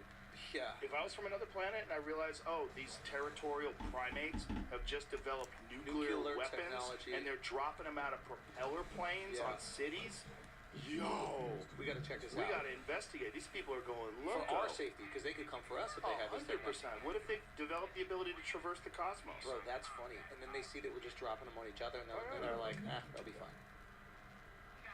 These dumb idiots. Yeah, these dumb idiots are just dropping them on each other. Depending on who you listen to. See, one of the craziest things that Lazar talked about was that what human beings are and what this planet is essentially a farm for souls, and that there's some need for the essence of a life form, a soul.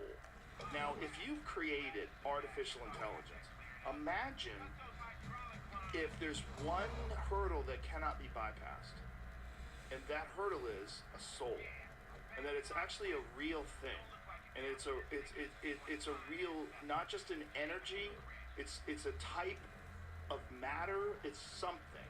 It's something legitimate that creates an individual thing, a life form. And these creatures, maybe they need souls. So AI is not going to be sufficient.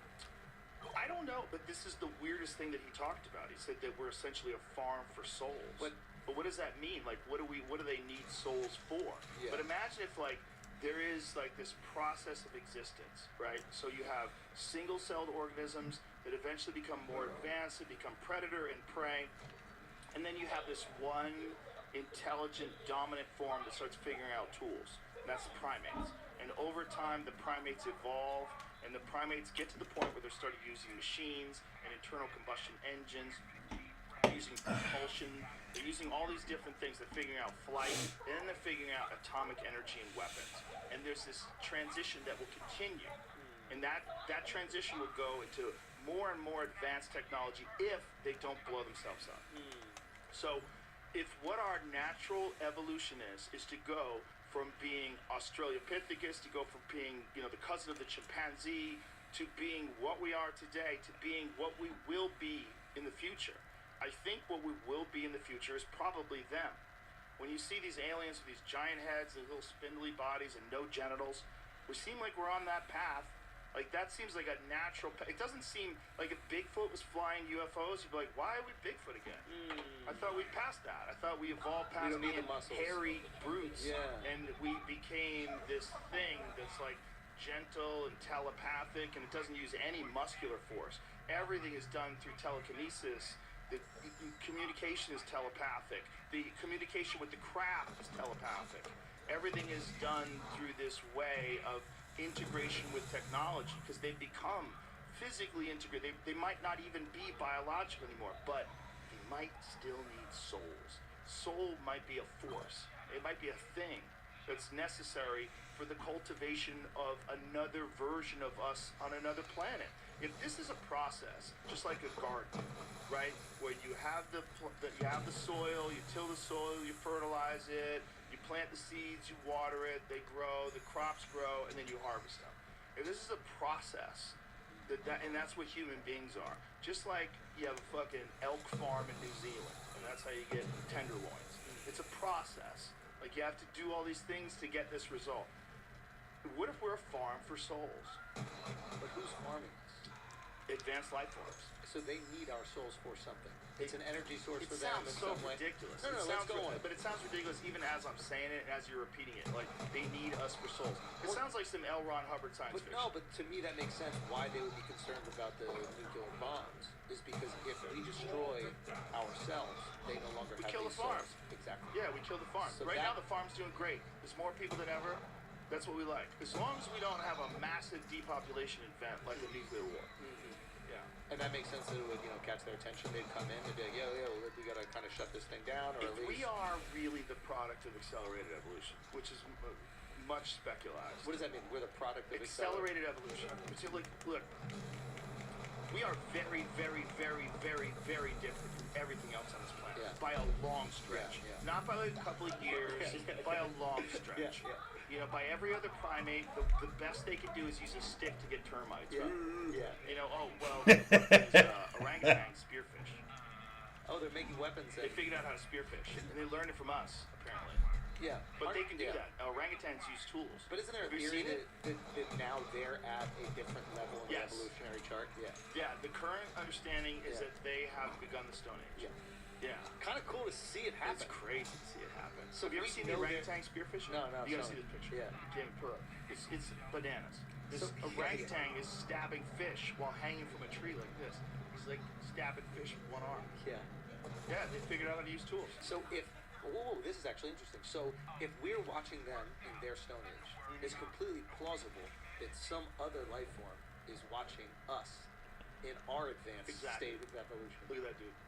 Get the fuck out. Isn't that wild? Homeboy spearfishing. Wow. Hanging on with his feet and one arm. Wow. I mean, it's nuts, man. It's fucking nuts. He observed local fishermen do it, and he figured out how to do it himself. Pretty fucking That's crazy. sick.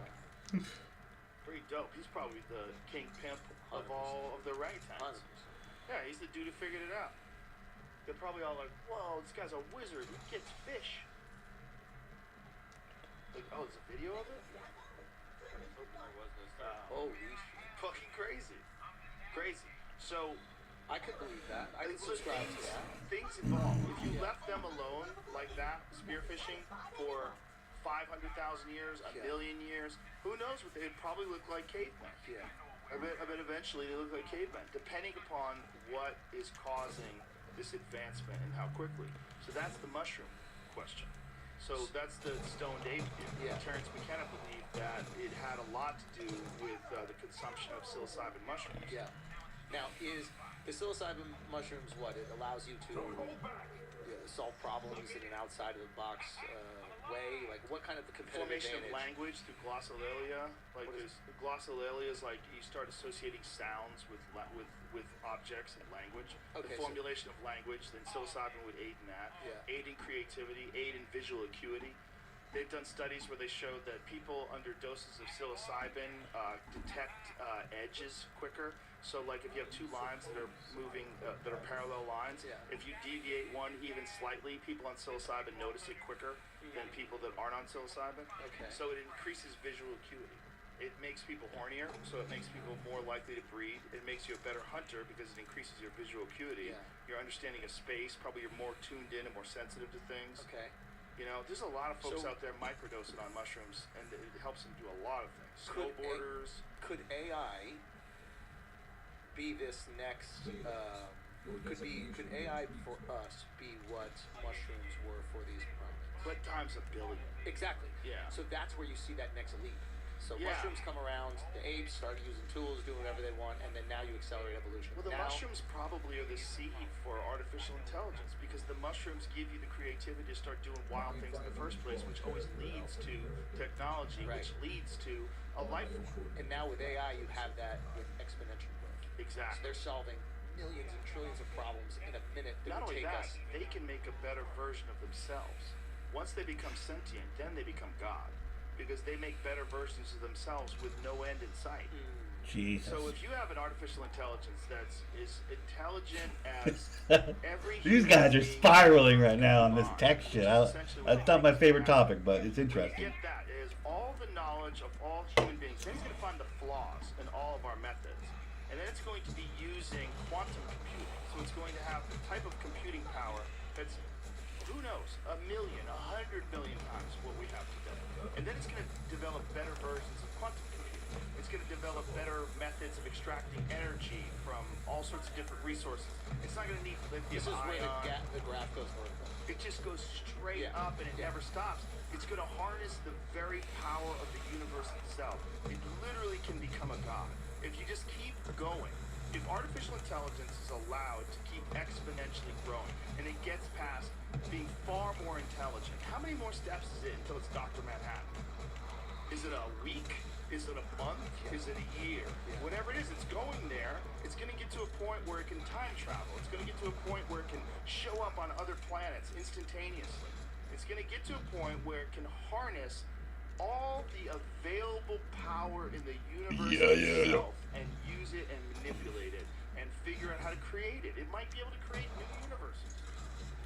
But what is Jesus. it? If a universe is created, if a Big Bang exists, if there is a singularity, if there is a moment where there's something that's infinitely small, Why wouldn't it be able to create the exact same thing? why wouldn't it be? If it can Oh be my done, if God. it can be created, if it is a thing, if it is a thing that's dependent upon the forces of the universe itself, what in a deep understanding of those forces, an understanding of those forces in the quantum level, the subatomic level, at every single look at the subatomic level, everything is magic, right?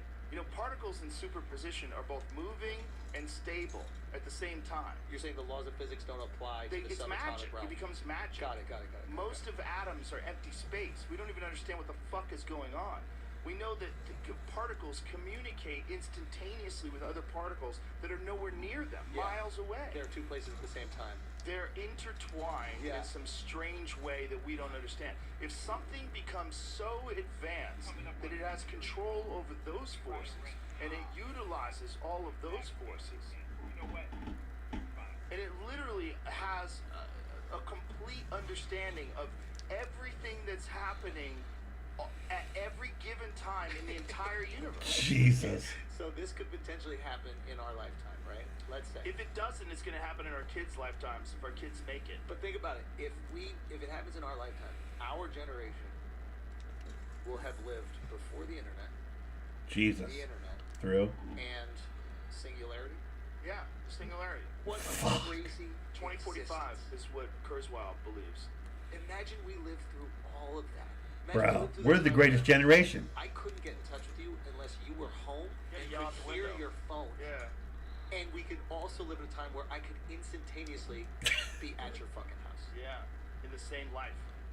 Jesus. Yeah, we're probably the civilization, our time period, that's experienced the most radical change. Yeah. Other than, like, obviously wars, nuclear bombs. No, that whole like the boomers, the greatest generation. No, wrong. We are the greatest generation, bro. In terms of how the culture communicates with itself, with the access to information, what's Not true, trying to pat what's myself not on the back, true. but like, bro. There's never been a time like this. Who's leading the AI research in the world right now? Well, there's quite a few different companies that are competing. There's the Google AI that got Countrywide, shut I'm saying. down. The United States supposedly is in the lead, but China's how would we probably know? there, I imagine. They'll be the first to hit that switch. Why? Because they just don't have the same. Yeah, yeah. They don't give a fuck. That is the advantage of not giving a fuck. Not giving a fuck and having a dictatorship. Yeah, You know? with a singular goal. We don't have And to, also a country like, you have to respect the history of China. China has thrived economically for 4,000 years. Yeah, they kept it all together. China has a temple of their first emperor, Yeah. where they are afraid to enter it because apparently he booby-trapped it with so much mercury that you open the doors, it'll just flood everyone with mercury. He created some crazy booby trap, and all the ground around that area tests very high levels of mercury. So they think some of it is like seeping into the ground, so they think it's true. So this is the guy that had the terracotta statues that are guarding They're his... underwater? No, it was all underground. It was all buried. So he had this temple that's underground that is probably filled with who knows how many priceless artifacts, and people are afraid to open it. This is the first emperor of China. Google the first emperor of China's. Bro, they can't open the temple. They want to go in and see it, but they're afraid it's booby-trapped with mercury. Like, how much fucking mercury would you have to have? And how long ago are we talking about? Like, What year was it, Jay? Wow, 94 BC. The booby trap legend circa 94 BC, I don't know how to say his name, Sima Quan, wrote a clear and illuminated description of what lies beneath the 51.3 meter high mound in his famous work, the Shijit. In the 9th month, the first emperor was buried at Mount Li. When the first emperor had just come to the throne, excavations and building work had taken place at Mount Li.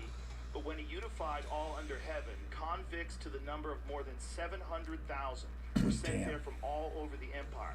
They dug through the 3 springs and poured down molten bronze to make the outer coffin, and replicas of palaces, pavilions, all the various officials, and wonderful vessels and other rare objects were brought up to the tomb, which was then filled with them. Oh, that looked fancy. To make That's not fancy. crossbows and arrows, which would operate automatically, so that anyone who approached what had been excavated was immediately shot. Quicksilver, mercury, was used to represent the various waterways, the Yangtze and Yellow rivers, and the Great Sea, being made by some mechanisms to flow into each other, and above were arranged the heavenly constellations, and below was the layout of the land. Candles were made out of whale fat, alternative literal translations, mermaid ointment, wow, or man-fish oil. What the fuck does that mean? Human oil, probably, from burned people's fat. For it was reckoned that it would be a long time before they were extinguished. The second generation said, it would not be right that any of the previous emperor's concubines should emerge from this place unless she has a son. They were all ordered to accompany him to death, and those who died were extremely numerous. After the burial had taken place, someone mentioned the fact that the workers and craftsmen who constructed the mechanical devices would know about all the buried treasures, and the importance of the treasures would immediately be disclosed. Consequently, when the great occasion was finished and after the treasures had been hidden away, the main entranceway to the tomb was shut off and the outer gates lowered, so that all the workers and craftsmen who had buried the treasure were shut in. Jesus. And there were none who came out again.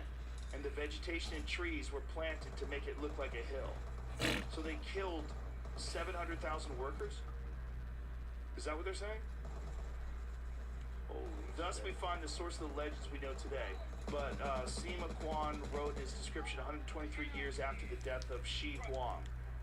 Could his fantasy-like account of the mermaid ointment, probably whale oil, flowing rivers of mercury, 700,000 laborers, crossbow booby traps, and buried alive workers be credible? Or is he just writing for effect? Can we trust the descriptions? Says that one of the camp's historians celebrates the trustworthiness of Sima Quan by emphasizing the extreme care which Sima Quan gathered and weighed available evidence in an attempt to convey an objective portrait of the Chinese past.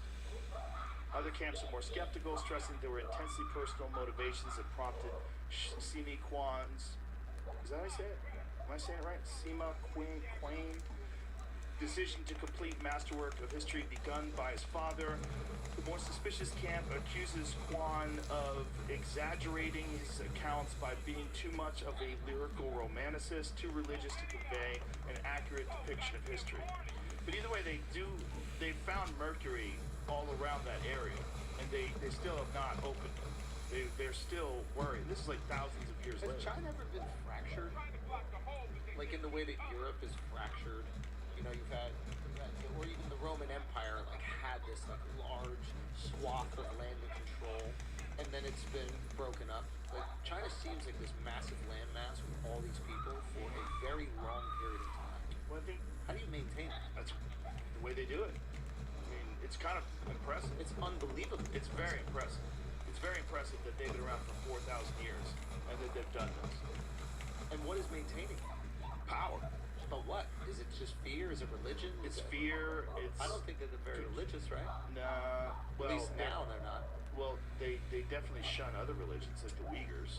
I think they shun all because it, is a threat to the power. Right. It's about the state. But to maintain that identity, to maintain a cultural identity Pretty for impressive. 4,000 years. Wow. How do you do that? You do it by playing 4D chess. That's for sure. Yeah. They're definitely doing that. I mean, the involvement in our education institutions, Yeah, I mean- buying up American farmland. What do you think about that? Like, they're clearly playing a different game. Oh yeah. They're It's playing a an much more influence game. sophisticated game. Yeah, and they're using, I think, capitalism against us. And Uh-huh. I think that's something that we got to be a little bit more aware of. Like, I keep capitalism hearing is something amazing, outside. What the fuck is that? But it's amazing when you're the richest country. Like it's loud, like other someone's countries shuffling, start messing buying around. things, and Yeah. they can start implementing their influence. When they hold the carrot, right? Like, that's the scary thing. You can change culture without even telling people to change. When you know that China buys 10 movies, and they have to be made with these specifications. Yeah. Right? But Hollywood will still make movies It's my according to neighbor. those specifications because they want to He's right? packing up. I think my next door neighbor's a photographer, because like he has like lots of equipment and stuff, On the hope that China will buy and They won't get bought. he goes on like 3-day kickoffs where he's gone for like 3-4 days at a time, and when he comes back he's unpacking a bunch of shit, lots of like it looks like camera tripod type stuff. I'm like, he must be on a shoot or whatever, but he's making a fucking ton of noise out there right now. But I think it's because he's packing up right now to like head out. Foreign investment comes into your Also, country. we just I let think he's other I countries who are think, enemies bro, I don't even know, but I think he's a Yeah, that is photographer. peculiar. Not just that. I don't know. I don't talk We to let that them dude, sell bruh. us routers, sell us networking equipment because it's cheaper. I thought we stopped that. Well, they still have a lot. I thought that was the whole Huawei thing where we're That like, was only Huawei. That was only Huawei. But if you look at, like, Mike Baker laid this out yeah, to me. yeah. All of the cell towers and all the stuff that's around, like, military bases, a lot of the equipment has been provided by China. I can't They fathom. provide it cheaper. I can't fathom that our military would be purchasing technological equipment from. The same military that made Rachel Levine the first female admiral. You don't think? You don't think they could fuck that up too?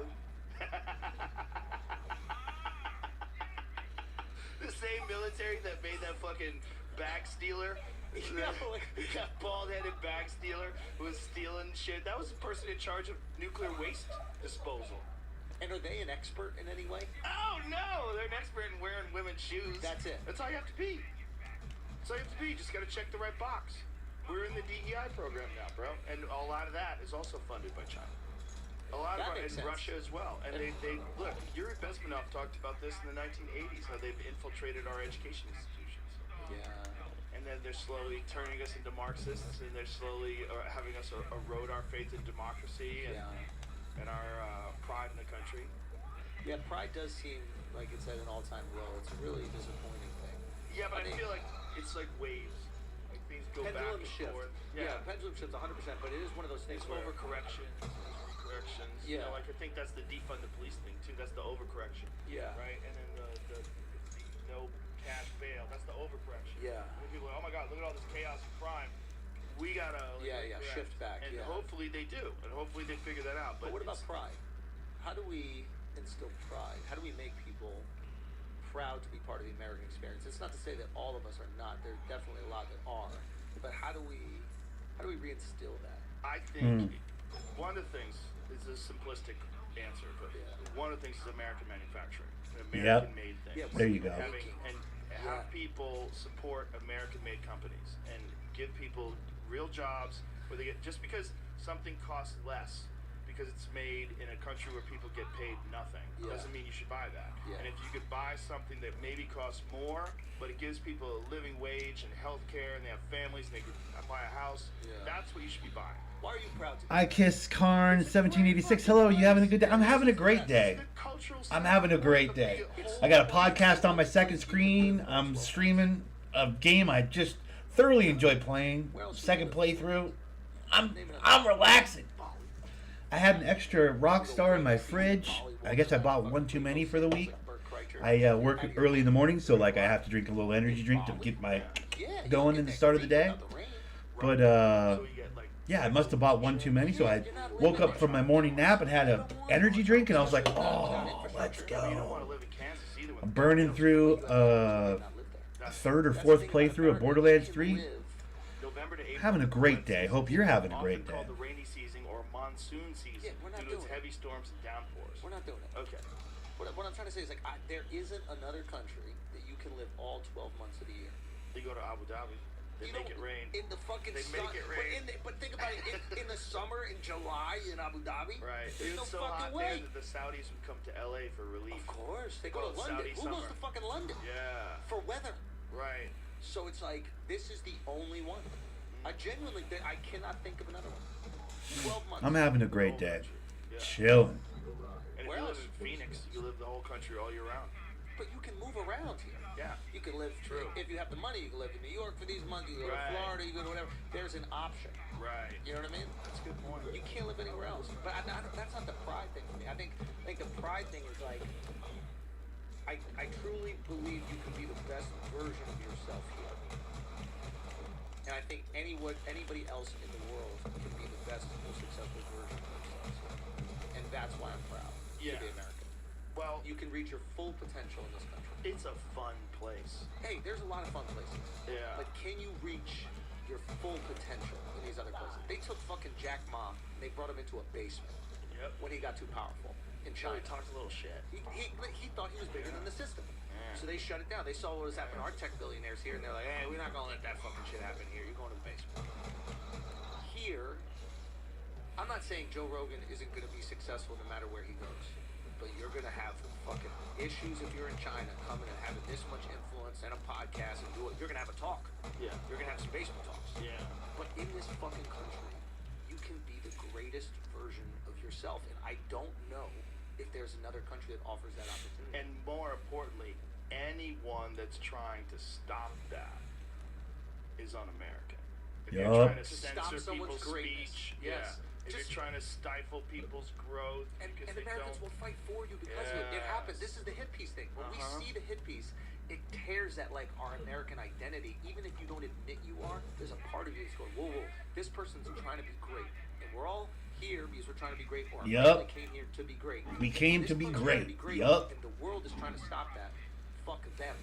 It's some people are trying to stop that. some people are trying to stop that, but we have animosity for those people that are trying to stop greatness because it is a core tenet here. Yes. It's, Yeah. You can be great. An individual can be great. Yeah. And I think that's a really special thing that we kind of lose here, that we lose sight of. But it is what makes me proud. Maybe it's because my mom's not from here and she came here and she felt like she had all this opportunity. And it was like, you can't tell my mom it's not the greatest country in the world. So I'm kind of like, I grew up with that. And there, of course, there's tons of problems, but this idea that like you can really achieve. You're always going to have problems with human beings. Yes. And there's no perfect solution. Like universal basic income isn't the perfect solution. Welfare is not the perfect solution. There's no perfect solution to fix all that ails us. But at least here, you can go from the bottom to the top. You can go for it. Yeah. You can really go for it, and you're not like Stop on the bottom now. facts. In some places, like you might have the aptitude to go from the bottom to the top, but the culture will be oppressive. Yeah. And I'm not even talking about third world. I'm not talking about China. I'm talking about there are places where there's a system where like, hey, you're working class. How dare you try to not be working class? Yeah, that's what my friends in England said. My friends in My England. mom's from Scotland. That's what it was. Yeah. It's They like, how come dare over you here. try to be great? Mm-hmm. And here it's like, wait, you're not trying to be great? Right. Why aren't you trying to be great? And when we see True. this, we support it. Yeah. That's not to say that we don't have jealousy and animosity, but there still is a version of it here where it's like, nah, that motherfucker's great. And I am excited by that person's greatness. Yeah, If that's you're- interesting. If But then you're also going to have a bunch of people that are just happy when you fall. that's because- humans. Yeah. That is humans. We Yeah. have it too. Yeah. But there's not a cultural oppression Right. that exists for greatness. Exactly. The place is Exactly. built to go to the top. Yep. And it makes me proud. For me, I really like. I wish more people would grab onto that idea. Yeah. And it's all of us too. That's what's so crazy about the idea that the American flag, the symbol, of the American flag, is offensive. It's the best flag. It's Oh, fuck you, it's offensive. That's all of us. That's even the good, the stuff that you think is good about America. Even if you're like the hardcore, the most hard, far left, hippie, fucking anarchist, like Yeah. you are a part of America. Yeah. Your ideas are America Yeah. as well. That flag is yours too. And we kind of need them. We need We everybody. need that. We need that back and forth. We need that pendulum to swing. We do. We need balance. Because you see what happens when there's just people existing in that echo chamber. You saw what happens in fucking San Francisco or even LA. You see like an idea permeate, and then a very lax law or a lack of enforcement of that law create a culture that people are now not happy with. Like Yeah. if you ask the average person in LA or San Francisco, they're like, maybe we need some rules now. I think rules would be okay. Yeah. We can punish some crimes. It's okay. Yeah. When you exist in the echo chamber, you're fighting for different sides of liberalism. You don't have that balance where these people are yelling at these people and we kind of end up in here. Right. Why are you immune to that? That's That crazy. little Why back the and forth fuck? is healthy. Right. And yeah, I don't know. I get stoked off the American experience, but it does make me sad when I feel like everybody's upset about the right thinks it sucks, the left thinks it sucks. Everybody just thinks it sucks, and it's like, I don't know, man.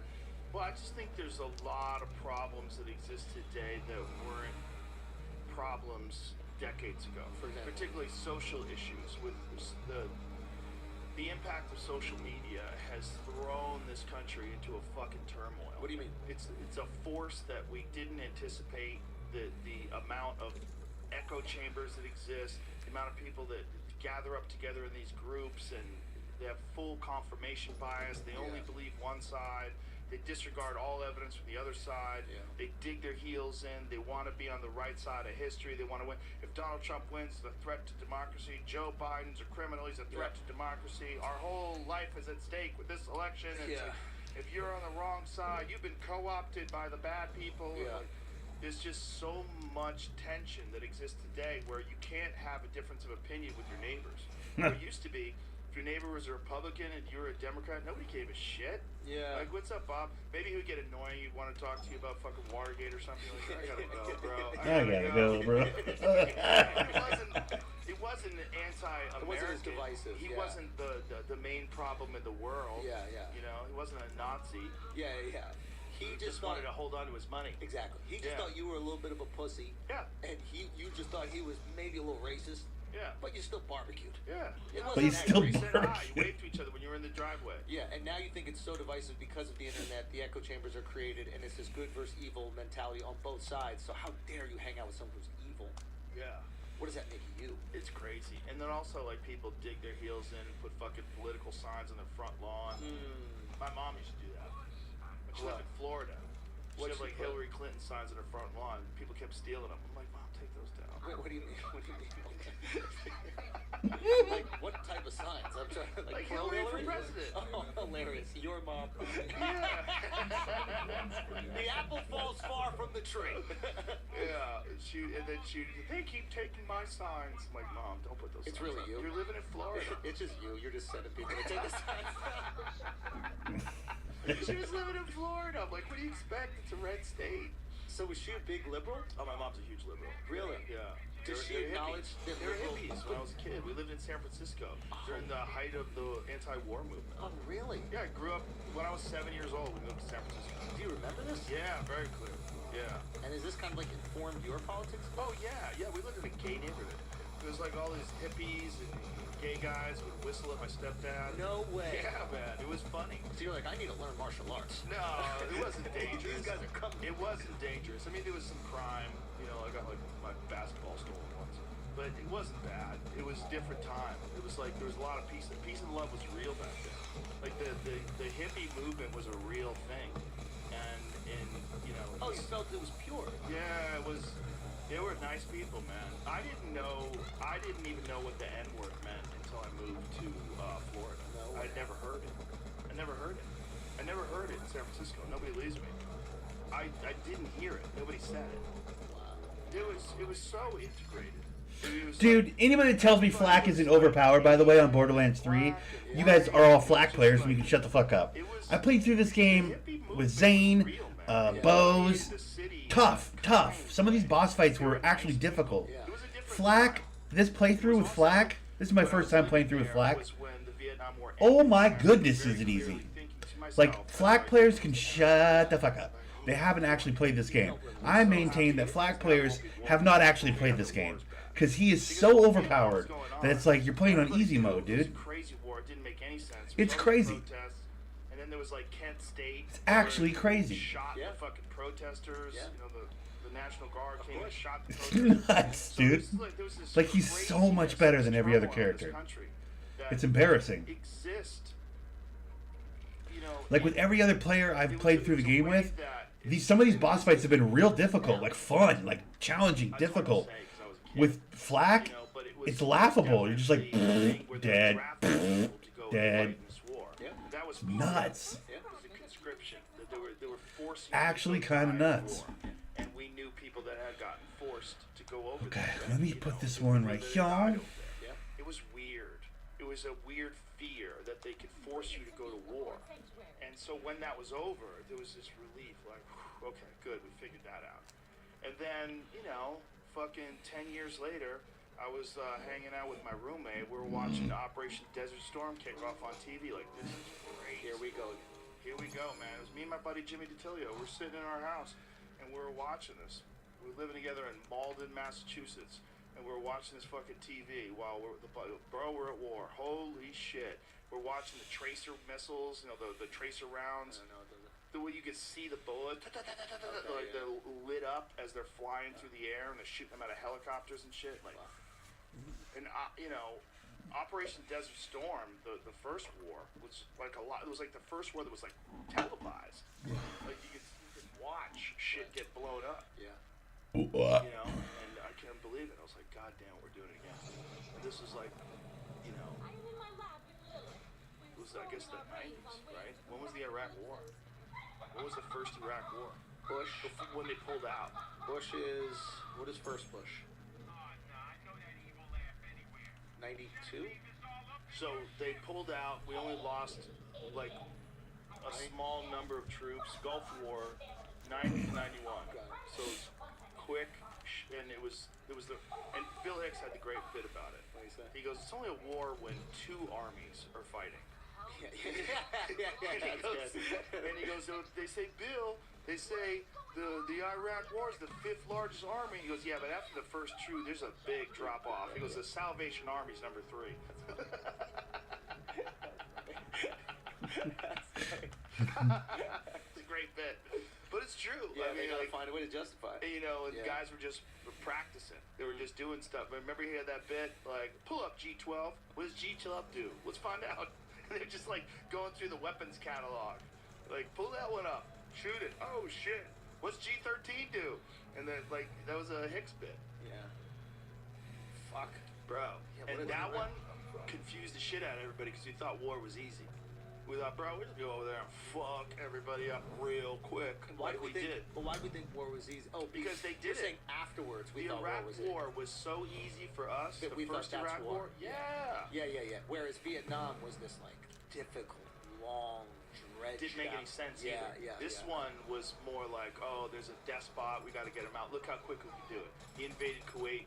Look how quick we take care of business. This is how. And we're like, goddamn, America's pretty badass. So we got super cocky. It was like Mike Tyson before he fought Buster Douglas. Yeah. We're like, every Yeah. Mike Tyson fights Everybody's a blowout. going down. I'm not paying $50 for that. Oh, it's Yeah. gonna last 30 seconds. And then you don't pay for the Buster Douglas fight. You're like, no. What? You lost? No way. Yeah. Yeah. And so then the second Iraq War, and then you got real casualties. The invasion of Afghanistan, and it's going on forever and ever and ever. And it doesn't make any sense. You realize, oh God, this is a never-ending war. This is almost like Vietnam. This is crazy. Yeah. It is horrible. I mean, that's the most horrible thing that people do, and it's the one thing that we don't think people will ever stop doing, which is war. If you ask people, you think in 10 years there'll be no war? No way. There's never been a time. There's never been a time while we've been alive with our tribal instincts that we haven't decided to control someone's resources or justify an invasion or come up with some reason why someone's wronged us, Yeah. blow up pipelines, and We we've did always blow it done- up, huh? I don't think they did it. Why would they do it? Why would they cut off So- their supply of gas to Yeah. Europe and miss out on all that money? So CIA does it, or I don't know. yeah. I mean, I would be just talking completely out of my ass, but Seymour Hersh said the CIA did it. And he's a very, very well-respected journalist. I mean, he's about top of the food chain. Yeah. He's a legit journalist. Yeah. But what does he know? And what does he, I mean, if you weren't there, how much of it is disinformation? How much can get shuffled down even to you as a journalist that's Yeah. just straight bullshit? Yeah. They're sophisticated, man. I mean, these people that are running, you know, what do you call the deep state, the intelligence agencies? Yeah. You know, there's people that want to disband all of them, like the Vivek Ramaswamy Yeah. guys. I think you need them because I think the world operates in a very clandestine way. There's other countries have agencies that are doing the same thing the CIA does. If we Yeah. don't have a better one, Then we're that's fucked. not good. Yeah. If you don't have an army, so we don't need an army. We have flowers. Yeah, like yeah. you need a fucking army. Yeah. You want to keep peace, We have you need- flowers. Yeah. You want to keep an eye on all the terrorist organizations in the world that are planning on blowing up America? You need a CIA. You need a CIA. Yeah. You fucking need them. You need all of them. You need Yeah. the NSA. You need all of them. Yeah. You need those people. But in those people, you're going to get cowboys. You're going to get people that say, you know, I know how we could fund the Contras versus the Sandinistas. Yeah. Sell drugs. Yeah. Let's just move some crack through LA. We can make Yeah. millions of dollars. No one knows. Yeah. So you get Freeway Ricky Ross. Yeah. You bring him in. He's making untold amounts of money, and he's doing it for the government. And that's why he's not getting arrested. And he doesn't even know. And he doesn't even figure it out until he goes to jail. Isn't that crazy? Because he doesn't even know how to read until he goes to jail. But that is interesting. A lot of these actors don't even know that they're involved. No. It's way less involved Exactly. than we believe it is. There's so many layers Yeah. to it, and it must Yeah. be so fun to be the dude To be who's the like, people who are orchestrating it. yeah, Yeah. to be like that. I would never want to leave. If I was the head of the Pentagon, what a great job. Show up every day, your fucking Mercedes-Benz AMG, you hop out with your cufflinks, like, let's Destroy get you Central rolling in the world. Woo! Let's go, baby. Let's go. You're on Adderall, and you're fucking hopped up, having a good time, getting work done. You're a great asset to the company. You know, I love this company, and I know this company loves you, and you're fucking all in, buddy, at the expense of your marriage, your family, your friends. You're lying to everybody around you because you can't tell them what you're doing. Yeah. Nobody can know because they're fucking Signal. Bitch, you think that thing's secure? No way. No They way. made it. I bet they did. Yeah, because you get to a certain point of success in this country where you have to be integrated into the government. 100%. Google's integrated. Facebook is integrated. They have to be. How do you Yeah. think the fucking FBI was in Twitter? Hey, we're getting pressure from all of our constituents. Yeah. getting pressure from this organization that gives us immense amounts of money, and we'd like you to put the fucking kibosh on this laptop stuff story, that's be a problem. Whether it's the laptop story or whether it's the COVID misinformation, whatever it is. So how do you maintain your sovereignty? That's a good question. How do you do it? You. Me personally? I Yeah. gotta pee. Want to come back? Yeah. Let's talk about Yeah, that. let's do it. We're back. Okay, how do you maintain your sovereignty? How Well- do you are the most influential person on the planet. Government agencies would love to have a hold of you, I imagine. How do you make sure that you create distance between you and them so you can put out the content you want? I haven't even thought about it. But you know that they must try. Yeah, but I mean, like, first of all, I'm not a valid source of information, but I can get you valid sources of information. Yeah. Meaning the Like, people I'm not an expert in anything other than like martial arts, and I can give you some information about some things, comedy. I can talk to you I about think stand-up you're comedy. being humble, but No, but I'm being honest. I'm not a legitimate expert in anything. But I can bring experts on, and I can have honest conversations with them. And as a human being that is in this world,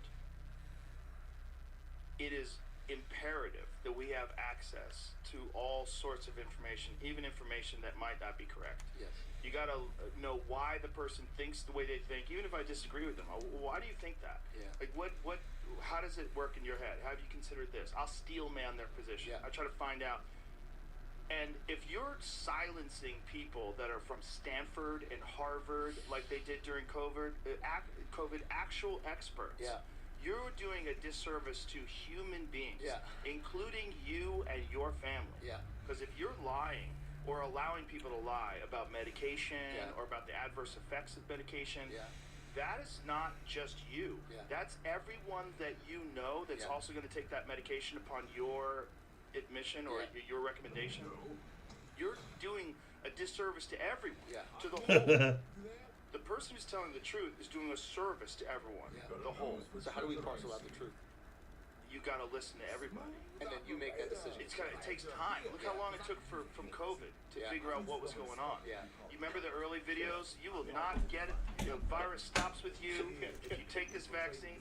Now it's like you will not die. You will not die. We're gonna die. You probably won't die. You won't get hospitalized. You don't get hospitalized on Thursday. Most people didn't get hospitalized. The fuck is that? 10 What's people, this? even in the early days, got hospitalized from COVID. 5%. Which is a lot for 300 million people. That is a lot. It's a lot. But still, to not even retract publicly some of the statements made and vilify the people that were putting out that other information is a very dangerous situation. Well, the CDC had to take down all of their quote. Was it the FDA or the CDC? The FDA. The FDA had to take down all of their tweets about COVID with in reference to ivermectin. Wow. Like, you're not a horse, y'all. Stop it. Yeah. You remember that? Yeah, Was yeah. that the CDC? Find who made that. You're not a horse, y'all. That was one of them. And this is about a medication that had been prescribed billions Yeah. of times to human beings. Yeah. The FDA. You're not a horse. You're not a cow. Seriously, y'all. You're not a horse. You're not a cow. Seriously, y'all. Stop it. Why you should not use... Go back. Why you should not use ivermectin to treat or prevent COVID-19 from FDA. Wow. Just like... That is just propaganda. Just Yeah. full-on propaganda. Yeah. That's like saying penicillin is veterinary medicine. Because they do use it in veterinary applications. Yeah, yeah. But it's for humans too, you Yeah. fucking idiot. Yeah. And has it been used for humans? Has it saved lives? Yes. Has ivermectin won the fucking Nobel Prize? Yeah. Yes. So it's penicillin. Yes. Yeah. Yeah. It's a human Yeah. medication that has one of the safest profiles of any medication known. Yeah. And now they had to take down, pull the article that they had to take all that down. So they had to delete 140 social media posts that were disparaging ivermectin. I didn't even know. And they just lost in court. Get Yeah, the Pierre fuck out. Corey has been like ringing the bells to his throat. FDA agrees to delete "You're not a horse" ivermectin tweet. The FBI did not admit to wrongdoing under the terms of the settlement. there it Oh, is. that's great. They don't have to admit they were wrong because they were wrong. Yeah. They don't have to admit it. We know you're wrong. Great. You don't have to admit it. Right. Go ahead. The agency said in the settlement detailed in the Thursday court filing in the U.S. District Court for the Southern District of Texas does not mean it changes position that no data shows ivermectin to be an effective COVID treatment. The agency is choosing to resolve this lawsuit rather than continuing to litigate over statements that are between 2 and nearly 4 years old. Okay. That was 4 years ago, guys. The FDA said in an emailed statement, the agency has not authorized or approved ivermectin for use in preventing or treating COVID-19. But doctors have always been allowed to use off-label medications, especially when shown to be effective. Right. And there's a ton of randomized controlled trials that shows ivermectin to be effective Right. for the treatment of COVID-19, Right. including in entire Uttar Pradesh in India, India, where yeah. that's all they used it. They had an Yeah. incredible result. Yeah. Like, people have used it. They used it. But when I used it, and I had no fucking idea what can of worms I was opening up. Yeah, they made you look like this. Bro, they fucking changed my skull. color. They changed the color of my face. CNN was all in, but to their own detriment. And now people lost faith in. Oh in my CNN. God. The COVID thing to them was one of the worst Yeah. experiences in terms of public trust. Yeah, well, I think public trust is an all-time low, and Yes. that's their bed that they made. So that's the question: is like, how do you start believing again? Because there is an importance in believing and trusting the systems Yes. that we have. Like, it is important that we trust the medical field, right? I mean, Yes. maybe not blindly, and maybe we should have more information, but it is important when we go into that. Like I was just telling you, like with my daughter, I was like, okay, it's time to get vaccines, and I freaked out. I genuinely freaked out. Yeah. I told you I was scared, and I didn't do enough research. I'm in that room, and I'm like, I think I need the weekend. And yeah, it's All of my friends that even are doctors yeah. who had no questions about the vaccines before COVID, they recommended all of them. Now a lot of them are changing their tune. So Because they have thing- more skepticism based on Yes. information that came out about the COVID vaccine or vaccines in general. First of all, just the propaganda campaign behind the COVID vaccine. So once they saw this Total propaganda denial of any adverse effects, even though they personally knew people who had strokes, heart attacks, died. Okay. The died suddenly thing, the fact that athletes were dropping like flies. Yeah. The athletes thing was nuts. that was scary because these are the people that are in the best Soccer shape players in the world. having heart attacks, just Yeah. dropping dead, all of them vaccinated. Yeah. When you're seeing these people just drop dead, Yeah. reporters on TV just fainting, passing out, people I know personally Yeah. that got the shot that blacked out. Yeah. Quite a few. One of them, two guys I know that have fucking pacemakers now. One of them's in his 30s, one of them's in his 40s. Has a fucking pacemaker now. And you should at least have that information before you make that decision. Well, you should know that Yeah. that information exists, and instead they're trying to hide it, and they're trying to gaslight you about it. And then there's the thing about all-cause mortality. The increase in all-cause mortality is there's a jump in all-cause mortality that mean? after administration of the vaccines.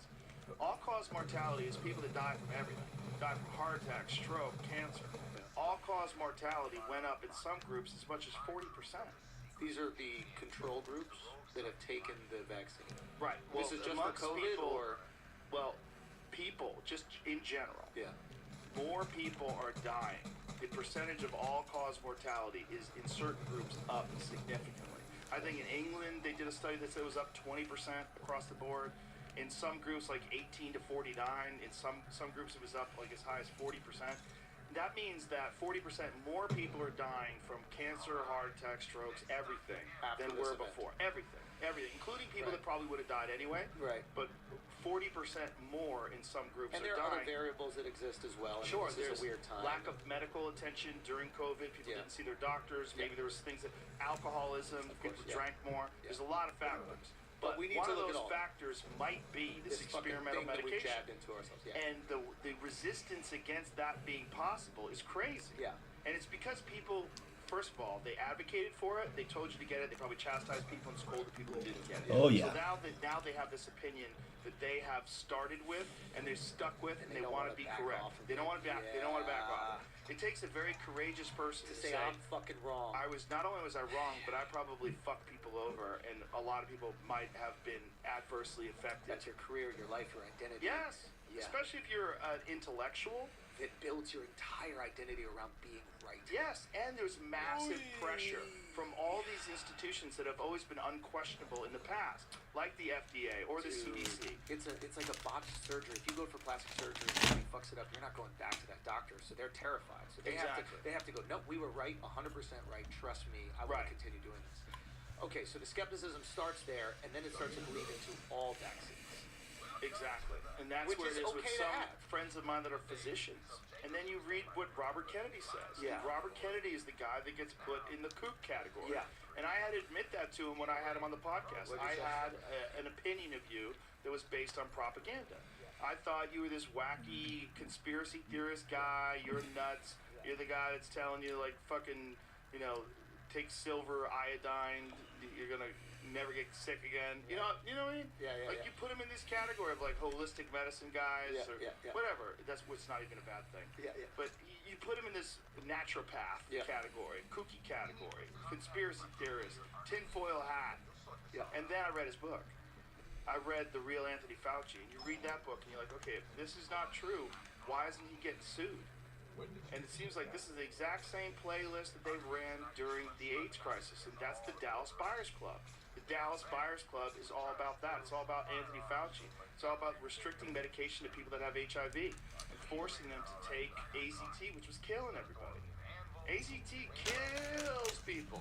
It was a chemotherapy medication they stopped using to kill people for getting cancer. People that were asymptomatic from HIV were put on AZT, and they were dead within 6 months. It's a chemotherapy medication you're supposed to stay on. No chemotherapy medication you stay on indefinitely. You take them for a course because it's damaging, because it's killing the cancer, but it's also killing you. And then it kills the cancer, and you recover, and then the cancer is gone, and that's how chemotherapy works when But it they works. just kept them on the whole time. But they weren't using it for cancer anymore. Read the book. Not only that, they experimented with vaccines for HIV on foster kids in New York, and a bunch of them died. It's all in the book. And if it's not true, why didn't They sue his ass. Why isn't he getting sued?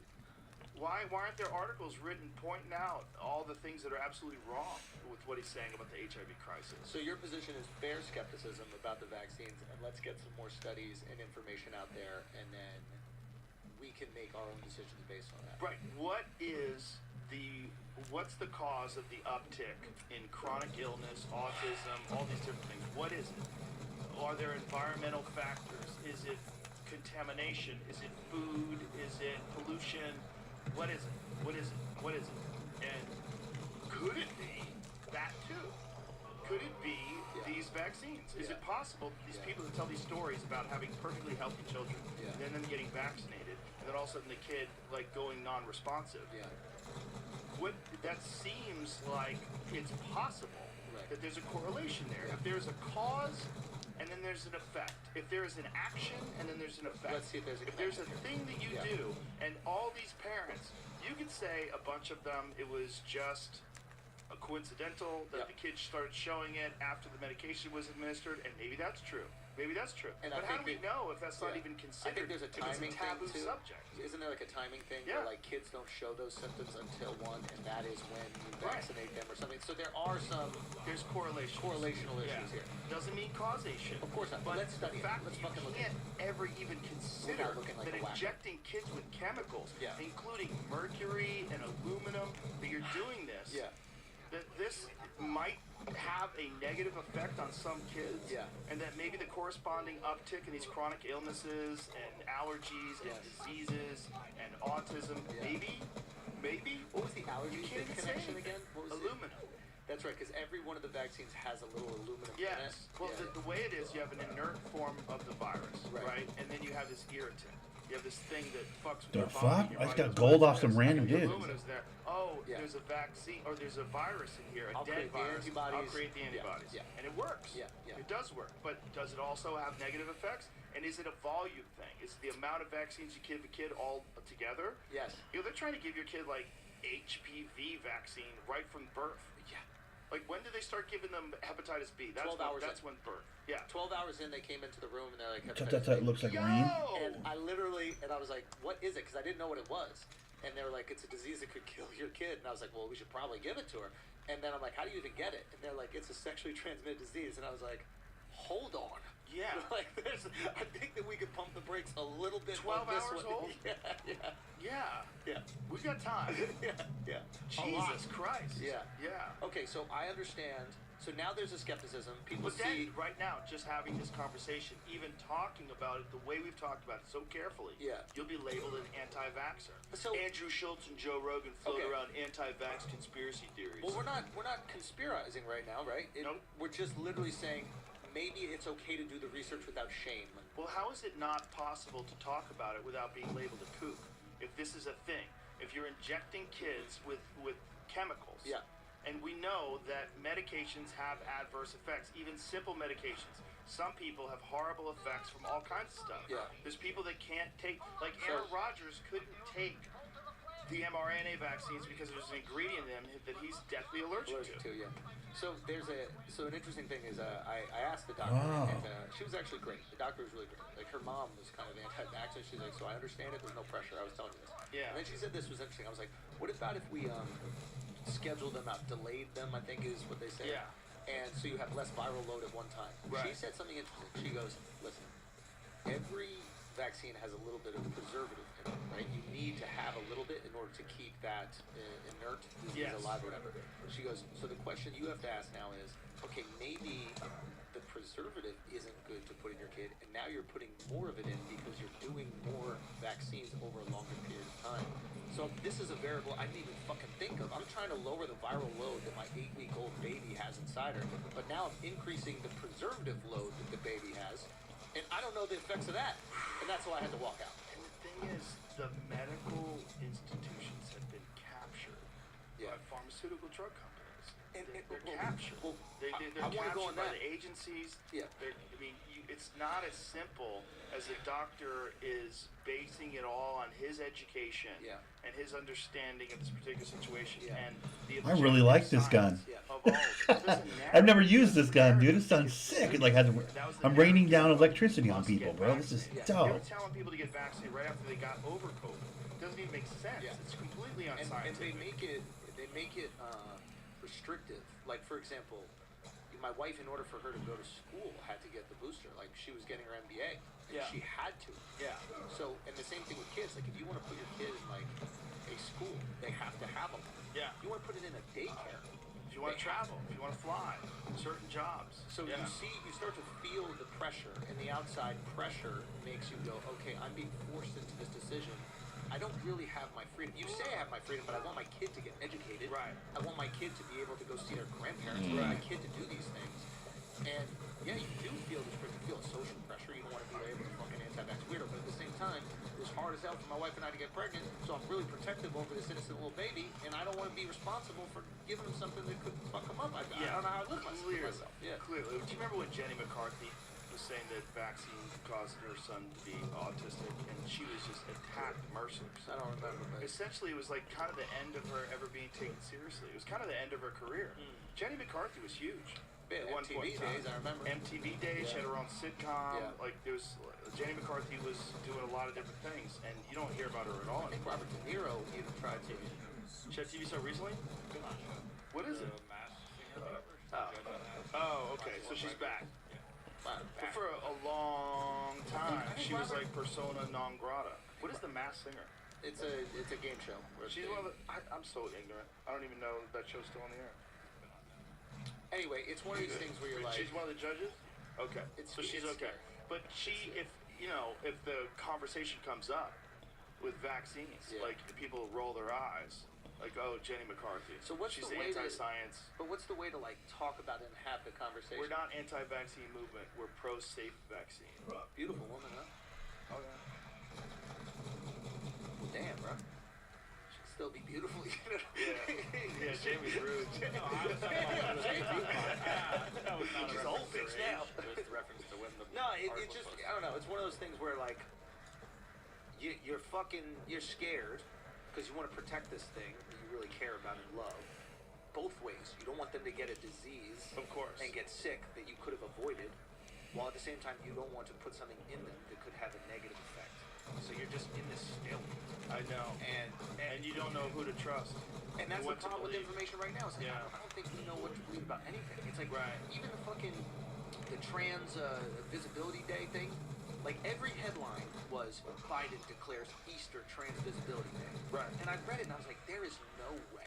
Like, yeah, maybe there's a bunch of lefties there, liberal leaning, but there's no way that he would declare Easter this way. And I looked into it.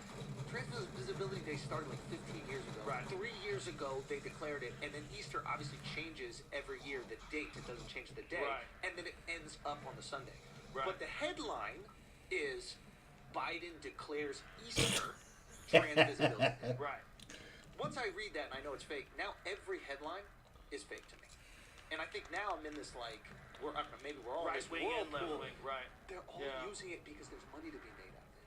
Clicks. That click is valuable, Mhm. and they will knowingly, like we were talking about that woman earlier with the Huberman thing. There is Mm-hmm. money to be made out of that, Yes. and as long as there is money to be made from it, They'll will go for it. And they'll remove information that is incredibly important to the truth of the story. Yeah.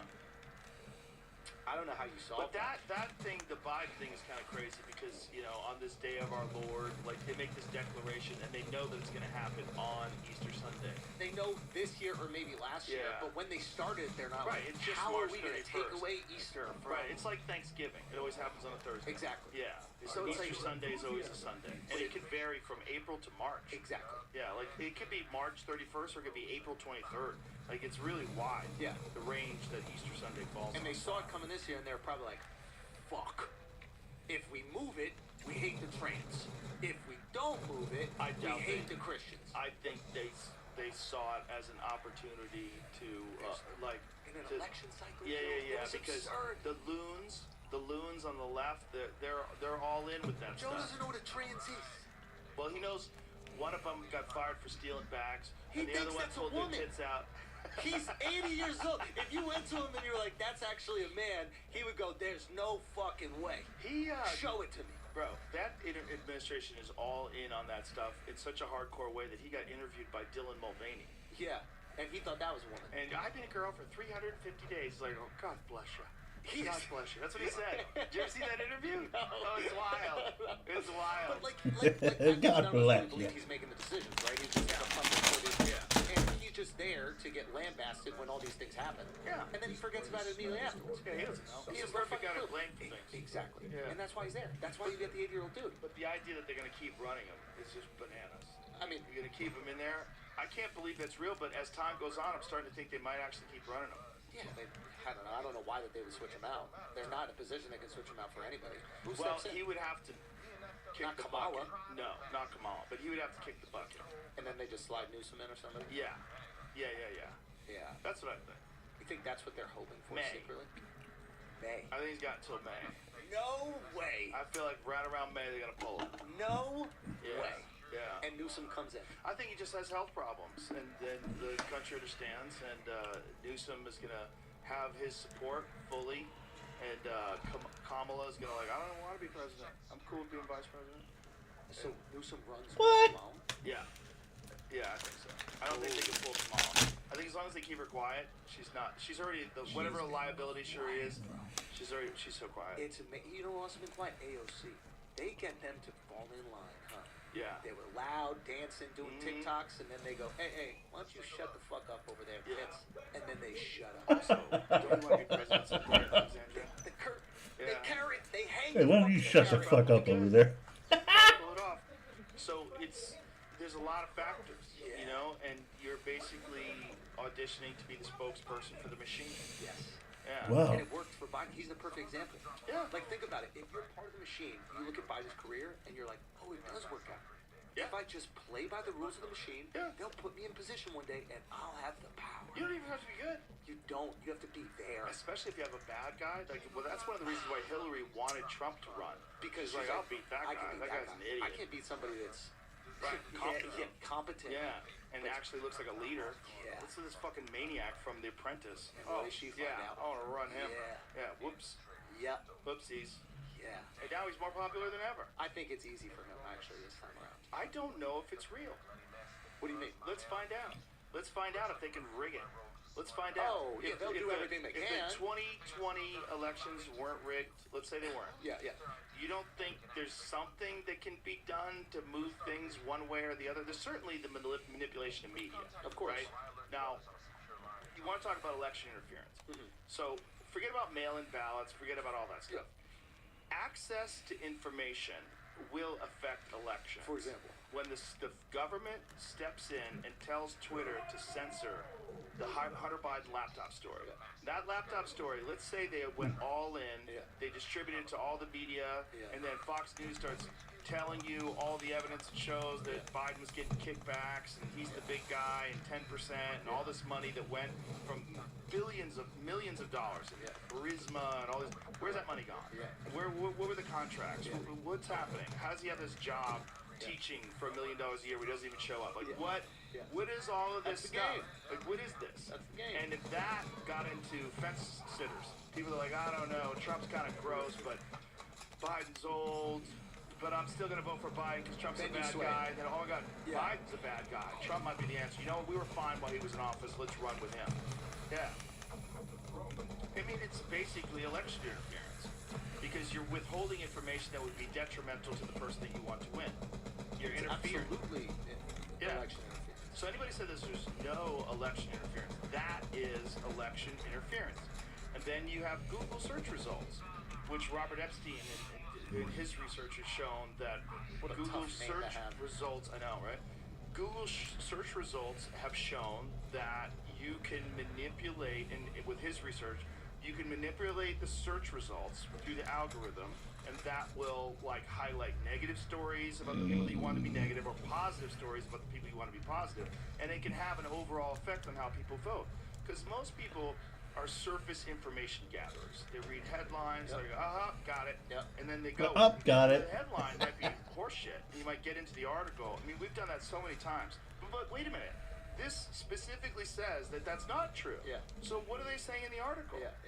Complaints of. Oh, it's a complaint of. But then you get into it, you go, oh, but it's not real. Transvisibility there. There's so many things like that that can just affect public opinion. And there's so many people that will just say things publicly, and they think that this is a fact. They don't know that. Like, how many people you've seen got caught in that women only make 70 cents to a man's dollar? How many people you ever seen get caught in that thing? How come women should be paid the same that men are paid? No, argue in the streets. But they don't even understand what the argument is. The argument is men pick different jobs. They work longer hours. They don't take maternity leave. Overall, they make more money. This is why. They take jobs that are more dangerous. They take jobs that are higher risk. It also includes the most wealthy people, which are men. So that's going to skew it in a dramatic fashion. The top billionaires, they're all men except for chicks that get divorced. Like Mackenzie Davis. That is the best way to get rich. If you want to be a female billionaire, chop it in half. But the thing is, like, female billionaires don't like that label. They got it, so they become philanthropists. Oh, that's why Bezos' wife is. She's a philanthropist. Billionaire philanthropist, Mackenzie Bezos. Where'd she get that money? Just being awesome. Billionaire. Just being amazing. You know, just being great. No, she was married to a psycho. The psycho made all the money, and now she's distributing it to left-wing causes, and all the right-wing guys are complaining. And Elon's mad. Wait, why is he Elon upset? was saying something about her distributing, these rich divorcees distributing to the downfall of democracy. So he's been going in. He goes in, man. It's really interesting to see how political he's gotten, and immediately upon being, because he was the darling of the left and the right. Oh yeah, big time the left. But the left obviously for the cars, right? But the right because he's a successful businessman, right? And the second he takes a position politically, he is chastised, shamed, ridiculed, and even before that, think about it. Everybody was invested in Tesla because the stock was going crazy. So not only are you the darling, you're making me money. I want you to be great. Once you're making people money, they don't want to write bad shit about you. Especially they got $1 million invested in Tesla.